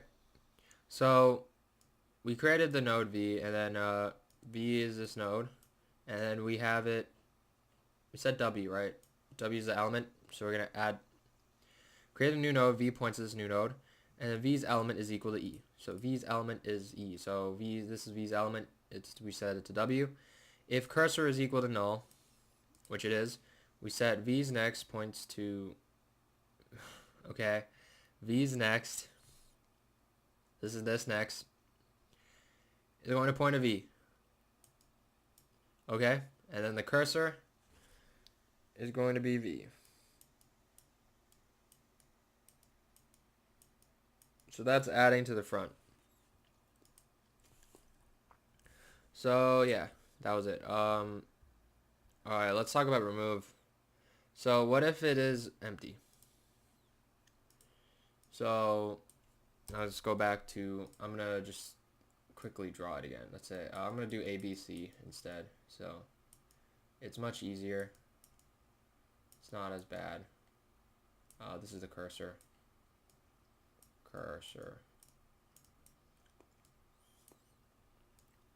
Okay, so old, this is checking if this is removing the node following the cursor. Okay, so following the cursor. Okay, so how do we do this? So old is equal to cursor's next. So this is old. This is old now. So we're removing A. We're removing the front now. If old is equal to cursor, is old equal to cursor? No. So cursor is C.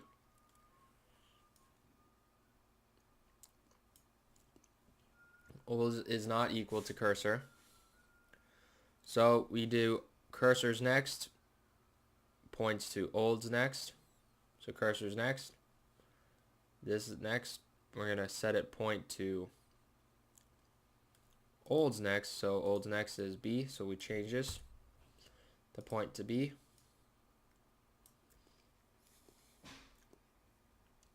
Right? And then cursor's next, old's next. Okay, and then we delete old. So then old is, so we delete this, and that deletes the front. So that's how it works. Now if you want to delete the, want to do remove, but this time, oh whoops, I drew it wrong. Okay, my fault. Now this time, what if it is null? So let's say we had cursor, this was point to null, right? Let's say it's empty. Well, if it's null, this is cursor, right? Cursor. Old points to cursor next. Well, cursor next is null, right? So the old is null. So old is null. Let's just draw it like that. All right, old is null. Does old equal to cursor? Yes, because cursor is null also. So they're both equal. So cursor is now equal to null, and that's what it does. If it's empty, it just sets it to null. So yeah, which is already it is null. So remove node after cursor. The node being removed, removing the only node. Oh, okay, my fault.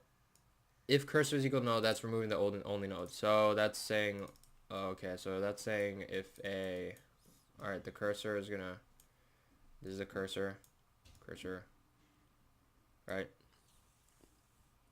So old equals to cursor's next. Well, cursor's next is this, so this is old. Does old equal to cursor? Yes. So then now we set cursor to null. So cursor now points to null. So this is now null. How do I do this? Delete this. So now this points to null. So yeah, that's what it does. And it deletes old. Okay, so yeah, here they just do a DVD player. I don't think that really matters. I mean, yeah. Right, now let's talk about reversing linked lists. So another example of manipulating linked lists that we saw before is reversing the elements of a W linked list. So given a list L, our approach is first to copy the contents of L in reverse order into a temporary list T, then copy all the contents of T back into L, but without reversing. So to achieve this reverse array, we repeatedly extract the first element of L, copy it in front of T. And to see how this works, we observe the later example. The later an element L appears in L, and later it will appear in T. So to copy the constants of T back to L, we repeatedly extract the elements from the front of T, but this time we copy each one of the back of list L. So our implementation looks like this. So here is how it's going to work. So let's say if I want to reverse a linked list, a list has A, B, oh, okay, well, let's not do it like that. Okay, so let's say I have A, B, C, and I wanted to make C, B, A. So this was a linked list. Oh, it's doubly, so it's like that. So you created a linked list T. Okay, so this is T. Okay, well, okay, this is the linked list L, right? So now we're creating a linked list T. So while L is not empty, we add, while it's not empty, we remove the front, which is A, and we add it to the front of T. So you move to front and add it to the front. Well, the front is null, so front now is A. So this is gone. Now we remove the front of B, add it to the front of T. So then this is gone, removing this, right? Remove the front of B. Now T adds it to the front, so it's like that. And then remove the front of C. Because while it's not empty, we get the front, then we add it to the front, right? So then now it's C. And yeah, so that basically reverses the linked list. Now they loop through here again, and now they're adding this back into L. So this was in a new linked list T, right? I don't know why they're doing this, but the new linked list is T. Now they're just going through all of T and just adding it back to L. So they created a new link. So the L is now null, right? We get the front of, which is C, added to the back. So C is now the element, right? And then now we remove this. Take B, add it to the back. And delete this, and take A, add it to the back, and delete it. And that's what they have now. Yeah. Which makes me wonder, why don't they just add it when they remove it, when they get all of it just added to the back. So then this would be C. Like if you A, B, C, you just remove C and add it to the back, then you get C. I don't know. I don't know why they did it this way. This is not really efficient. But yeah, this is how they did it. Okay, let's talk about recursion. So we've seen very repeatedly that you could achieve repetition by writing a lot of loops, for loops, while loops. Another way to achieve repetition is through recursion, which is calling the function over and over again. We've seen examples of functions like this, but it comes as no surprise that most modern programming languages, include C++, allows a function to call itself. So this allows you to provide an elegant, powerful way of performing tasks. So here's a factorial function. So let's talk about what factorial is. Factorial's function is denoted by n. Factorial is denoted as the product of the integers from I to n. So if n is equal to 0, then n factorial is defined as 1. So here, n is 0, n factorial is 1. But otherwise, they multiply n by n minus 1, like that. So for example, if n factorial is equal to 5 to 4, to make the connection with function, to make clear, we use the notation factorial n to note n factorial.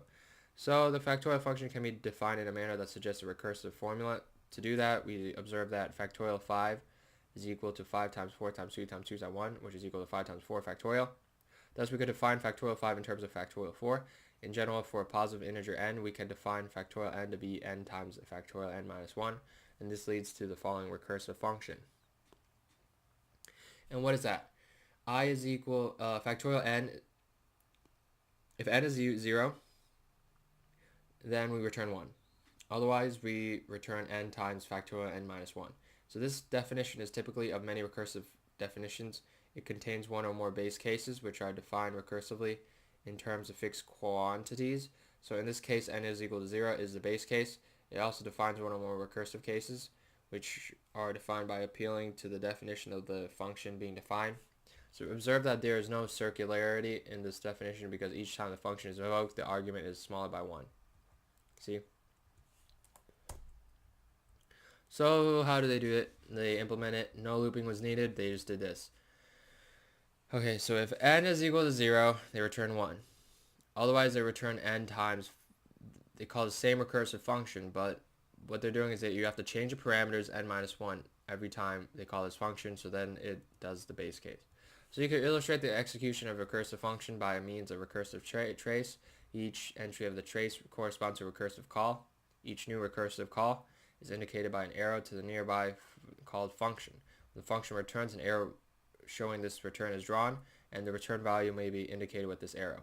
So the trace is shown here. What is the advantage? Well, the recursive implementation of the factorial function is somewhat simpler than the iterative. There's no really compelling reason to prefer recursion over iteration. Yeah, there really isn't. It's just elegance. It's kind of more just because it's shorter, but there's really no reason. Oh, here's a complicated example. A more complex version of recursion is to draw markings of a typical English ruler. So such a ruler is broken down into intervals, and each consists of ticks placed at intervals of 1/2 inch, 1/4 inch, and so on. So here they decrease it, so on, and 3 outputs of an English ruler drawing 2-inch ruler with a 4-inch, 1-inch, 5, okay, 3. Each fraction inch has a numerical label, and each inch has the longest tick length is called major tick length. So we won't worry about actual distances, but just draw one per. So here's a recursive drawing. The main function draws the entire ruler. The arguments pass the total number of inches in n inches, and the major tick length, major length. The utility function draw one tick draws a single tick on a given length, and here's an optional if it's non-negative. So it draws a tick within some interval. Its only argument is the tick length associated with the interval central tick. Consider an English ruler with a major tick length 5. Ignoring the lines containing 0 and 1, let us trace how to draw the sequence of ticks lying between these lines. The central tick is 1/2 inch, has length 4. Observe that the two patterns of ticks above are identical length 3. Okay, so wow, okay, so here's how they did it.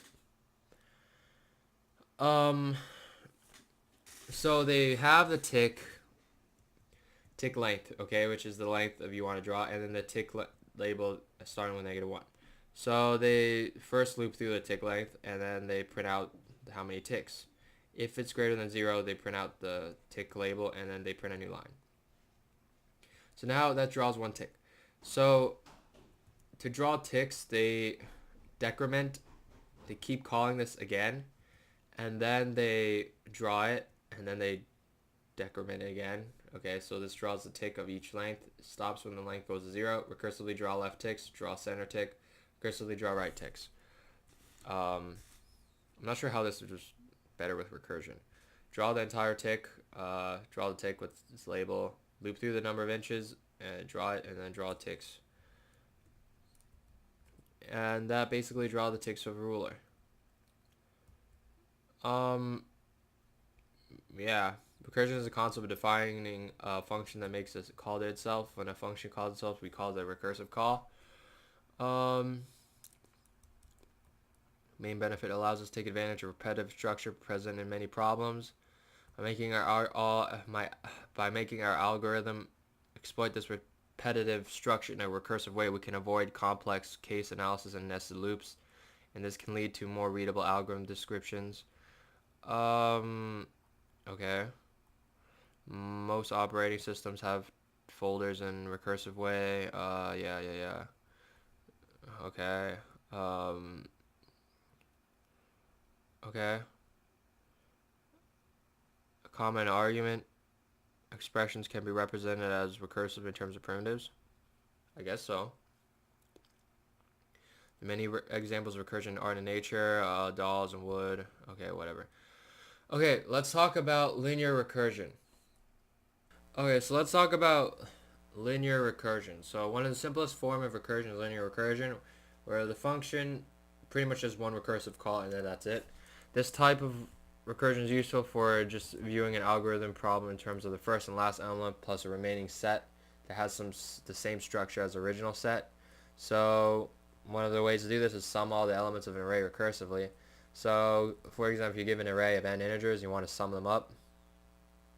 You could observe that the sum of all n integers in A is equal to A of 0 if n is equal to 1, and if the sum of the first n minus 1 integers in A plus the last element of A.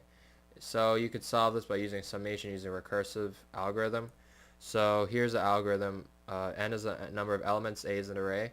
So given an array of A and integers n is greater than or equal to 1, such that A has at least n elements, just output the sum of the first n integers in an array. Do that if n is equal to 1, then we return A of 0, because that just returns the first element, right? Like the sum of just one integer is just that integer in the array, right? Otherwise, you add n minus 1 to the linear sum, you return it. This exact same thing, and you do n minus 1. Yeah, that's pretty much it. This example also illustrates an important property that a recursive function should always possess, the function termination. You do this by writing a non-recursive statement for the case n equals 1. So we always perform the recursive call on a smaller value of the parameter n minus 1 than that which we are given n, so that at some point at the bottom of the recursion you would have a non-recursive part of the computation returning A of 0. This is called the base case, but in general an algorithm uses linear recursion recursively using the following. Test for base cases. You begin by testing a set of base cases that should be at least 1. These base cases should be defined so that every possible chain of recursive events eventually reaches the base case, and the handling of each base case should not use recursion. Then you use Then you recur after testing for base cases and perform a single recursive call. If this recursive step may involve a test that decides which of several possible recursive calls to make, but it should ultimately choose to make just one of these calls each time we perform the step, and therefore we could define each recursive call so that it makes progress to the base case. So you can analyze this by using recursive trace. Basically you just map out the recursive trace. Use a box each time the function has one of the parameters for the function, and you visualize it by drawing an arrow to the next recursive call. Yeah. So you do this by this. You can label each recursive call with parameters, and each time you make a recursive call, draw a line to the box representing to it. And here they do it. You just keep going until you reach to the base case. So linear sum, you call it, and then it calls linear sum n minus 1, which is 4. It calls 4, but then it returns the n minus 1. It returns linear sum plus a at 4. That's what it does, right? And then it does that the same thing. Return call linear sum n minus 1, but this time it's plus a at 3, a at 2, a at 1. So this return at a at 1, it returns a of 0. So then, yeah, draw arrow going back to each recursive call for each return statement, and you just add them together like this. So yeah, recursive trace, here's an example of it. It should be clear that for any input array of size n, the algorithm makes n calls, hence it takes an amount of time that is roughly proportional to n, since it spends a constant amount of time performing the non-recursive part of each call. So moreover, we can see that the memory space used by the algorithm is proportional to n, as you can, since we have a constant number of space for it. Yeah, you could also reverse an array by recursion. So let's look about n elements of array. You can solve this problem using linear recursion, observing that the reversal of an array can be achieved by swapping the first and last elements and then recursively reversing the remaining elements of the array. So to do this, you use the convention that the first time we call reverse array, and you pass in the array, the starting and then the ending position, I think, n minus 1. N minus 1 is the last element of the array. So given that the array A and non-integer non-negative integer indicates I and j, the reversal of the elements in A starting at index I and ending at j. So if I is less than j, then you swap them. Otherwise, you yeah, so the reason why they do if I is less than j is because your starting is less than the ending. If it is, you swap the starting ending values. Otherwise, you increment the starting by 1 and you decrement the ending where you're ending by 1. So then it just swaps it. Here, I'll just show you guys. So like, let's say I have 1 for. So let's say I have, whoops, yeah, why not? 1, 2, 3, and 4. So we start I as the starting, which is 0, because 0 index 1, 2, 3, and the ending n minus 1, j, which is 4 minus 1 is 3. So j is this, j is 3, and this is I, right? So then what we're going to do is we're going to swap a at I and a at j, because 0 is less than 3, right? So we're going to swap this. So this is going to be 4 and this is going to be 1. Okay, and now we reverse it. So now we call it again, but we add I to 1 and j becomes 2. And then we do the same thing. We swap 1 and 2, so this becomes 3 and this becomes 2. And then we call it again. This now adds 1, which is 2, and this subtraction becomes 1. Is 2 less than 1? It's not, so then all these values are swapped. So that returns the array. That's the algorithm. Oh, whoops.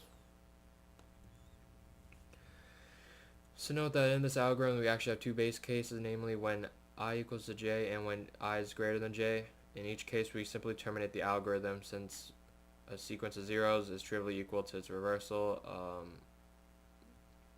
If n is odd, then we reach that I equals to j case, and if n is even, we reach the I is greater than j case.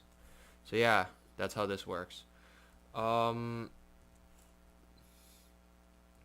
Defining problems in ways that facilitate recursion. So you could also design a recursive algorithm for a given problem, It's useful to think of the different ways you could subdivide the problem to define problems that have the same generic structure as the original problem. And this process sometimes means we need to redefine the original problem to facilitate similar looking subproblems. So given the reverse array, we added the I and j so that a recursive call to reverse the inner part of the array would have the same structure as just reversing all of A. Then rather than initially calling the algorithm reverse A, we call it initially as reverse A array A 0 and then -1. So in general, if one has the difficulty of repetitive structure needed to design a recursive algorithm, it is actually better to work out the problem on a few concrete examples to see how the subproblems could be divided. Okay, there's another thing called tail recursion, which is a little more complicated but not as complicated. Well, it's a little more complicated than linear recursion. Alright, let's talk about tail recursion. So using recursion can often be a useful tool for designing algorithms, but the problem is that computer memory is very inefficient for computer memory. So we can use a stacked data structure to convert recursive algorithms and non-recursive algorithms, but there are instances where we want to do this more easily and efficiently. So we want to convert a recursive algorithm to a non-recursive. So we could easily convert algorithms that use tail recursion. So an algorithm uses tail recursion if it uses linear recursion, and the algorithm makes a recursive call at the last operation. So that's basically what a tail recursion is. It uses linear recursion, but the algorithm makes a recursive call at the very last. So for example, in the code, it uses tail recursion to reverse the elements of an array. It's not enough to make the last statement of the function include a recursive call, though. In order for a function to use tail recursion, the recursive call must be absolutely the last thing the code does. So for example, in the code, the 3.38 did not use a recursive call even though its last statement included a recursive call. This recursive call is not always the last thing the function does. After it receives the value of the recursive call, it adds it to here and it returns a sum. So that was not tail recursive. It did not use tail recursion because it added a of n minus 1 to the a of n to return the sum. The last thing the algorithm does is add, not a recursive call. So when an algorithm uses a recursive call, you can convert the recursive algorithm to a non-recursive one by iterating through the recursive call rather than calling them explicitly. So you could describe this by revisiting the problem of reversing the elements of an array. So you could do this by giving a non-recursive algorithm the task by iterating through recursive calls of the algorithm. So you could initialize. Okay, so my fault. So you could illustrate this by revisiting the problem of reversing the elements of an array. So we gave a non-recursive algorithm the task by iterating through the recursive calls of the algorithm. So we could initially call this algorithm as iterative recursive reverse array. So technically you could just you could do this, okay? So iterative reverse array, instead of what we did before, we did a recursive call, right? You technically could just do this. While I is less than j, which is from the start to the end, swap them, and then decrement it, increment it, and then return. So that just does it with the iteration. Okay, let's talk about binary recursion. So when an algorithm makes two recursive calls, we say it uses binary recursion, and that means that for instance, like during the drawing the ruler, which I didn't want to go into depth because I think that just didn't really make that much sense and really didn't matter that much, but they use two recursive calls. So let's revisit the problem of the summing of n elements of an integer array. You could sum the elements by recursively summing the first half and then the second half and adding them together. So you could do it this way. So you could do if a equals to 1, then you do return a of I, but you could also do return binary sum, and then you divide the length by 2. Make sure you floor it to have the upper one, and then you add by binary sum the start from the other half of I plus 1 to the end. So basically, okay, so let me just draw this out for you. So what does that mean? So remember the array in integers I and n. I represents the index, right? The starting index. So let's say you have an array of 1, 2, 3, 4. Starting index 0, 1, 2, 3, right? So then the I starting index is 0, and then the end is the n is the length of the array, which is 4. Okay, so we have that. Okay.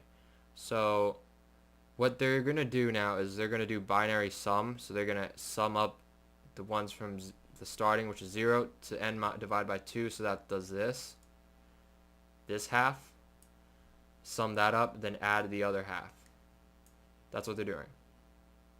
And this works because the starting is 0. So you plus I over 2. So the starting for the next half is going to start from the middle, to the middle, and to the end.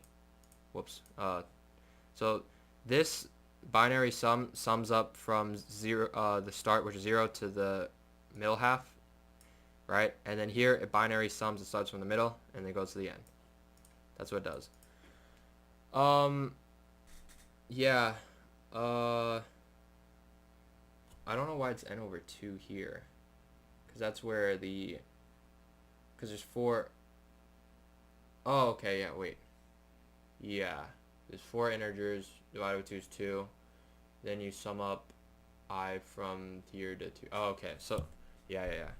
The reason why is because this represents the number of iterations to do.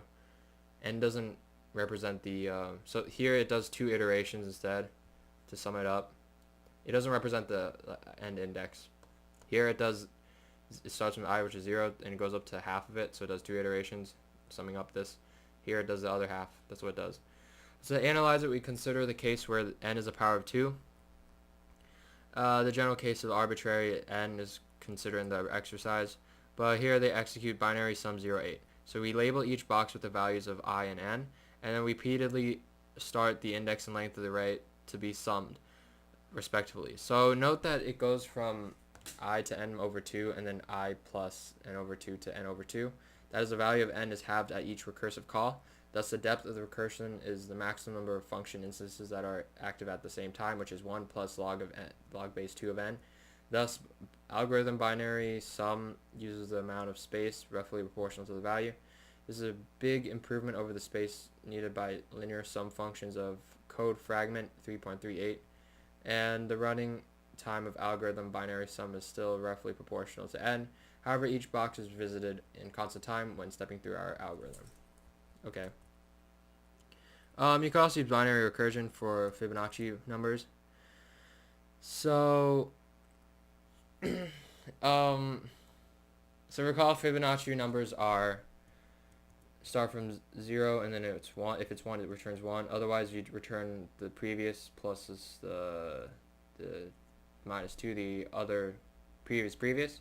So that's how they do it.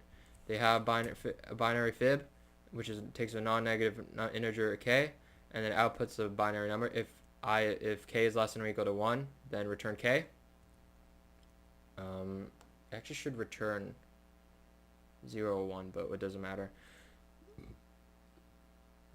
Oh yeah, it does. Wait, no, it doesn't. Okay, whatever. Otherwise, we return k minus 1 plus k minus 2, binary fib k minus 2. So in spite of the Fibonacci definition looking like a binary recursion, using this technique is inefficient because it takes an exponential number of calls to perform the kth Fibonacci sum. So to note the execution of binary fib, look at how many it takes. So if you follow the pattern forward, we see that the number of calls more doubles than each of the 2 consecutive indices. So note that n to the 4 is more than twice n2, and n5 is more than twice as n3 and n6. So yeah, this is more than twice. Wow. Okay, that's a lot of exponential call. Thus, nk is greater than 2 to the k over 2, which means that binary fib makes a number of recursive calls. Whoops. Okay, I skipped a page. Yeah, so it makes binary recursive calls to compute Fibonacci numbers very inefficient. But there is a way to fix this. The main problem with the approach is that based on binary recursion is that the computation of Fibonacci number is a linearly recursive problem. So it's not really a good candidate for binary recursion. So you could simply be tempted into using binary recursion this way because kth m depends on k minus 1 and k minus 2. But there's a more efficient way.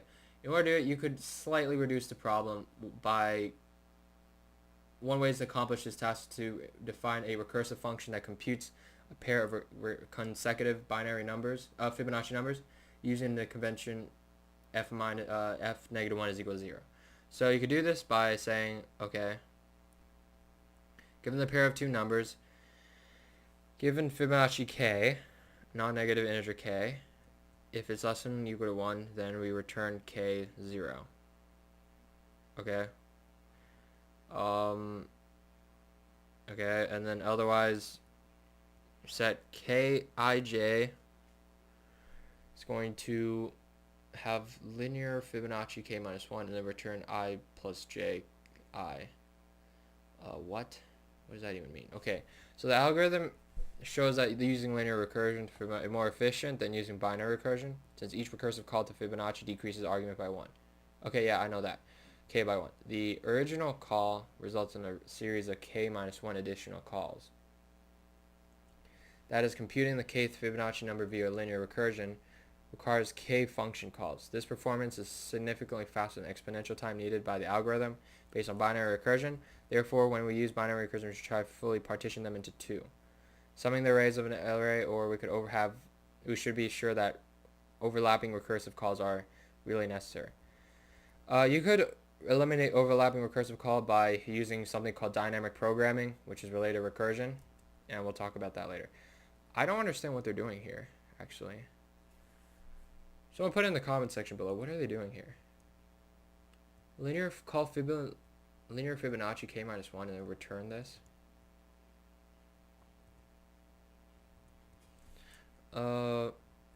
Yeah, I don't get it.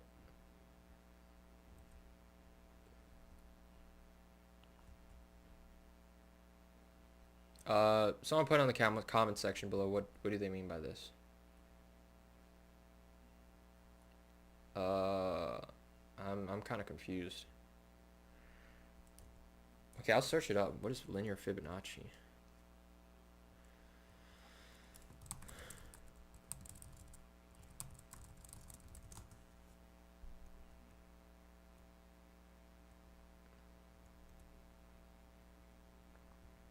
Okay, this was the bad one. What do they do? Okay, that's another bad. Okay, let's see. Fastest Fibonacci. What is it?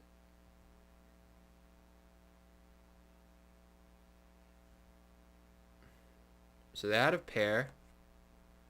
Okay. If it's less than 2, we make pair. Otherwise, we have the pair I and j equal to Fibonacci pair n minus 1. Then we return pair. What?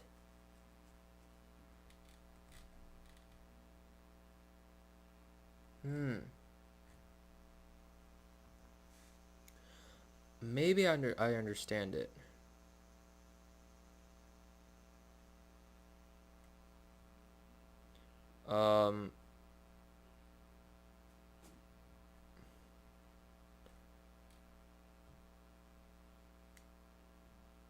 So they created a pair called k and k minus 1, right? Given a number k, you have a pair. Okay, so if k is less than or equal to 1. Okay, so let's say k is 1. Okay, let's just see. Okay, I'm going to go over this. See what is going on, because I don't understand why they're writing it like this. Okay, so let's say you input a value, linear fib.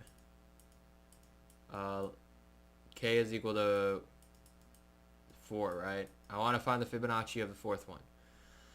So, given 4, they're going to create a pair called fk and fk minus 1. So if k, given this, k is equal to 4, right? So if k is less than or equal to 1, it's not. Then we return 4. So it's not that. So they created a pair.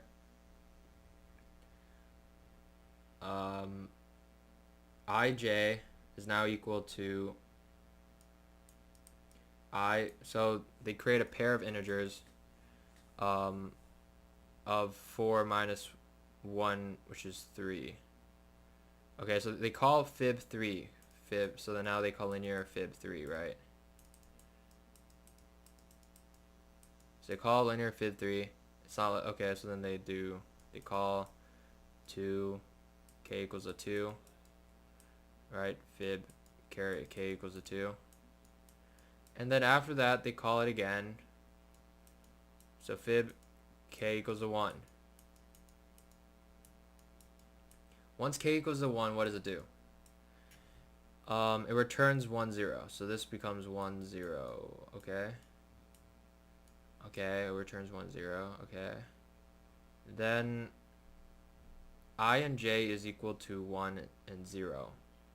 So I is equal to 1 and j equals to 0. Now they return 1 plus 0, which is 1, and then 1, 1. So they return 1, 1. Oh, okay. So then here they return 1, 1. A pair of 1, 1. Then after that, after they return 1, 1, it I and j is equal to 1, 1, and then they return I plus j, which is 2. Return 2, and then 1. And after that, that returns 2, 1, and they return 2, 1. Is that the fourth one? What? 1, 1. Wait, okay, let's see. The Fibonacci number is 2, 2, 3. So it should be 3. Okay, so it's 2, 1. And then they return, you just add them together. 2, 1, so 3, 3, then it's 3, 2. They return 3, 2. I'm kind of confused. Hold up. Okay, let me draw this again. Maybe I should type it. So fib 4, right? So it's fib 4.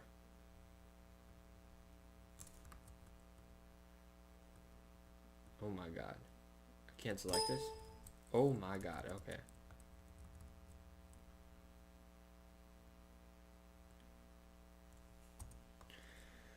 So they create a pair.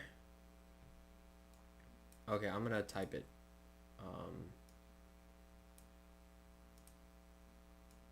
Fib, let's do fib 4, okay? So what does that do? That returns fib 4, so k equals a 4, right? So 4 is not less than 1. So what do? They create, this does I is equal to something and j is equal to something, and I is equal to linear fib 3. Okay, so what is fib of 3? Okay, so then when we go down here, so let's do fib 3. And what's fib 3? What does fib 3 return? Okay, let's see. Okay, so yeah, okay, so now we have this. I'm gonna do fib 3. Fib 3. What does that return?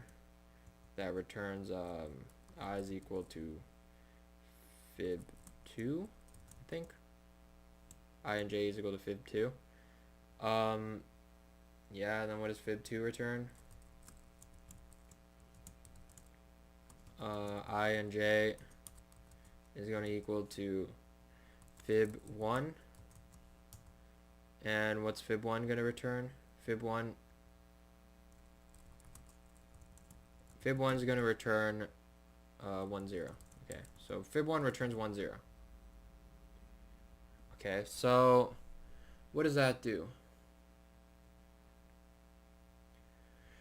So I and j now equals to 1, 0. I and j has a value 1 and 0. But now we're going to return, so here it's going to, so this returned 1 0, right? So I and j is going to return 1 0. So now this is going to return I plus j, so 1 plus 0, and then I, which is 1, right? Is that how it works? So now it returns 1 1 1, and then now this is going to, I is going to equal to 1 1, and then it returns I plus j, which is 2, and then I is 1. Okay, and then now it does that again, and then ij is now equal to ij is now equal to 2 1, and then it returns 2 plus 1, which is 3, and then 2. How does that return fib4?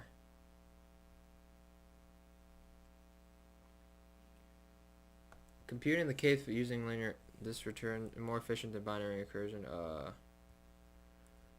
Okay, well, I just don't understand how this returns, because this is going to give you 3 2, right? And then what is Fibonacci?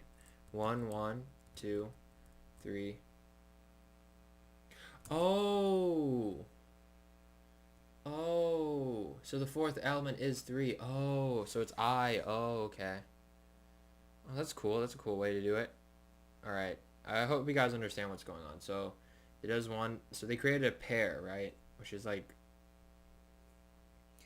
you could create a struct called a pair or a class that has 2 numbers, and that's what they did. Then it returns it. They said I and j equal to that.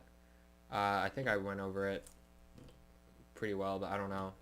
You guys could look at this example again if you want. You could even do it yourself. But yeah, that's what it happened.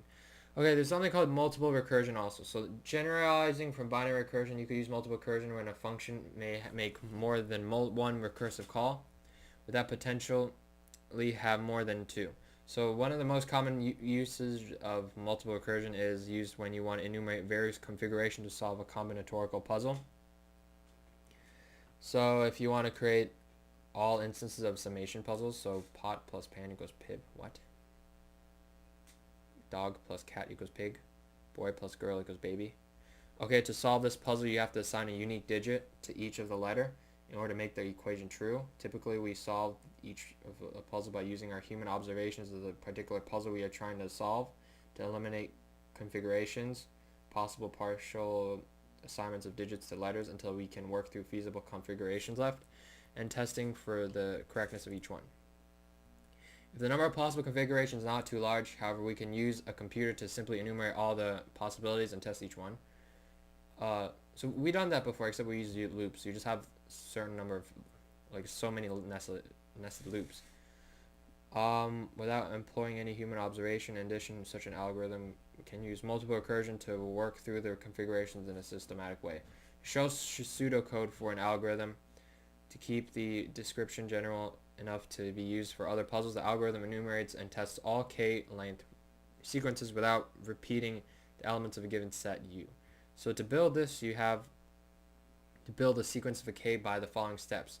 Recursively generate the sequences of k minus 1. Append each sequence an element not already contained in it. So throughout the execution of the algorithm, we could use the set U to keep track of the elements not contained in a current sequence, so that an element E has not been yet used if it is in U. Another way to look at it is to use enumerate every possible size k order subset of U and test every subset to solve our puzzle. Okay, so what they did here was they used a set U to have 0, 1, 2, 3, 4, 5, 6, 7, 8, 9. Each position in a sequence corresponds to a given letter. The first position could stand for B, second for 0, third for Y, and so on. Okay, and how are they going to do that? Okay, so they have an input of the integer k, sequence, and set U. So they're trying to use all possible k-length extensions to S using elements in U without repetition. So for each E in U, okay, for each E in U, so they have a set 0 to 9, right? 0 to 9. For every element in U, remove it from U, remove it from the set, add it to the end of S. If k is equal to 1, then test what is k. wait, what? Okay, if k is equal to, what is k? K is an integer sequence s in a set u. Enumerate all of k length extensions. So you're trying to find the number of extensions. Okay, if k equals 1, then test whether s is a configuration that solves a puzzle. If it solves a puzzle, then return solution found. Otherwise, keep adding, call it again with k minus 1 and pass in the set again. Add it back to the set. E is now unused. Remove E from the end of the set of S. Wow. Okay. Okay. I kind of understand what they're doing. Okay, so they have a stack trace to show a call of the puzzle solve 3 S and U, where S is empty and U is ABC. During the execution, all the permutations of the 3 characters are generated and tested. Note that the initial call makes 3 recursive calls, each of which makes in turn 2 more. If we had executed puzzle 3's S and U on set U consisting of 4 elements, the initial call would have made 4 recursive calls, each of which would look like this. Okay, so they called 3 onto an empty set. So they want to see if this passes the puzzle, right? So they have 3 and they have an empty set and they pass ABC, right? And then what they're doing is they remove A. I kind of don't understand what they're doing. Okay, this tests all permutations. Okay, well, we'll go over this right now because this is the last part of it. Okay, so let me see what are they doing. Okay, so they pass in 3 ABC and an empty set. How does this solve the puzzle? Let me just delete this. Okay, so they pass, so they have a, okay, so integer k represents the sequence. How long is it, right? S represents the starting sequence, which is we're gonna have empty. U represents the set, right? So we're trying to solve this puzzle. The set is gonna have 0 to 9. And we're passing in 3 for, because the length is 3, right? And we are passing in a sequence of nothing, an empty set. Okay, so that's what they're doing here. So they pass in 3, then nothing, and they pass in ABC.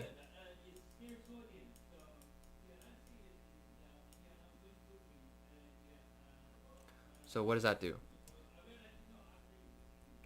So they, for each E and U, for every E and U, so for every E and U, okay, so for every A, B, and C, right?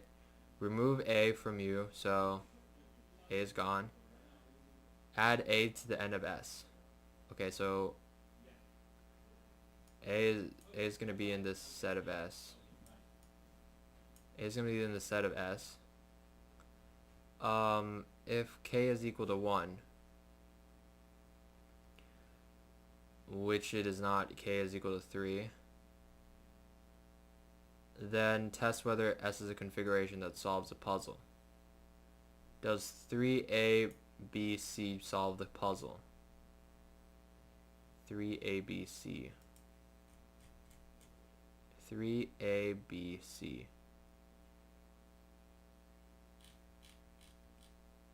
I didn't even decrement K yet.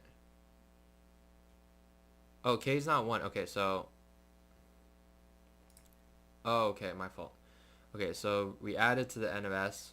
Then K is not 1, so then we call puzzle solve 2 minus 2. Okay, so this does K minus 2, 2, S and U. U is B, C now. So then this is another call. Yeah, and then now they call this function with this. So So this called this. Okay. And then after that, they put two, well, it's not even 1 yet, so they subtract 1. They're going to remove B from the set and add it to A, so then that's going to be 1, and then they're going to subtract 1, so that's going to be A, B, and then C. This C, okay, this is the set that we're given. U is the set of all of the values, right? Okay, so we have that.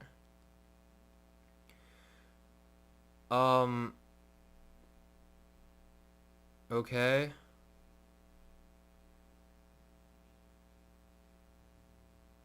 And then we called this with this, and then now here, remove E from U.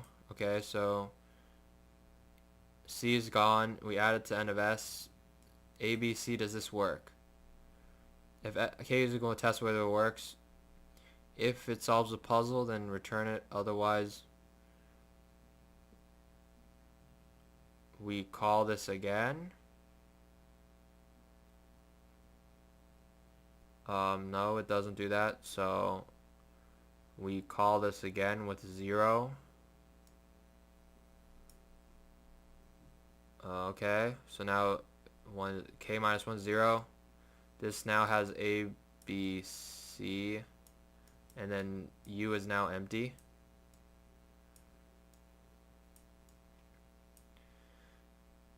And then now, since U is empty, there's no more E in it. Oh, okay. Okay.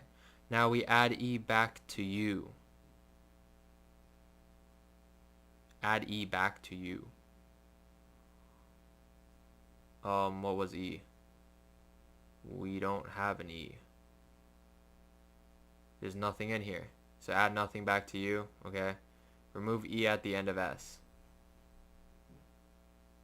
What? Okay, remove E at the end. Okay, so remove C. Does it return? Okay, then it does. Okay, let me see. Let me see the recursive call. Okay, so that they did this, right? A1, A, B, C. Does A, B, C work? If it doesn't, and then they call it again. They add. Okay, they remove B, and then they add this. Okay, now you get A, C, B. Oh, and then now when you remove B, A, C, oh, you get that. Okay, and then they do it again, and you get B, C, A, C, A, B, C, B, A. Oh. Okay, that's actually really cool. Solving this puzzle, you could actually do that. Okay, so you loop through it, remove it, add it to the end, test if it works. If it works, return. Otherwise, you call it again. Oh, okay. Wow, I didn't know this was a thing. These guys are geniuses. Okay, so if you want to do it, I don't feel like going over this, like, do this all of the recursive calls. But if you want to, you could do it. Just test it out with A, B, and C. But yeah.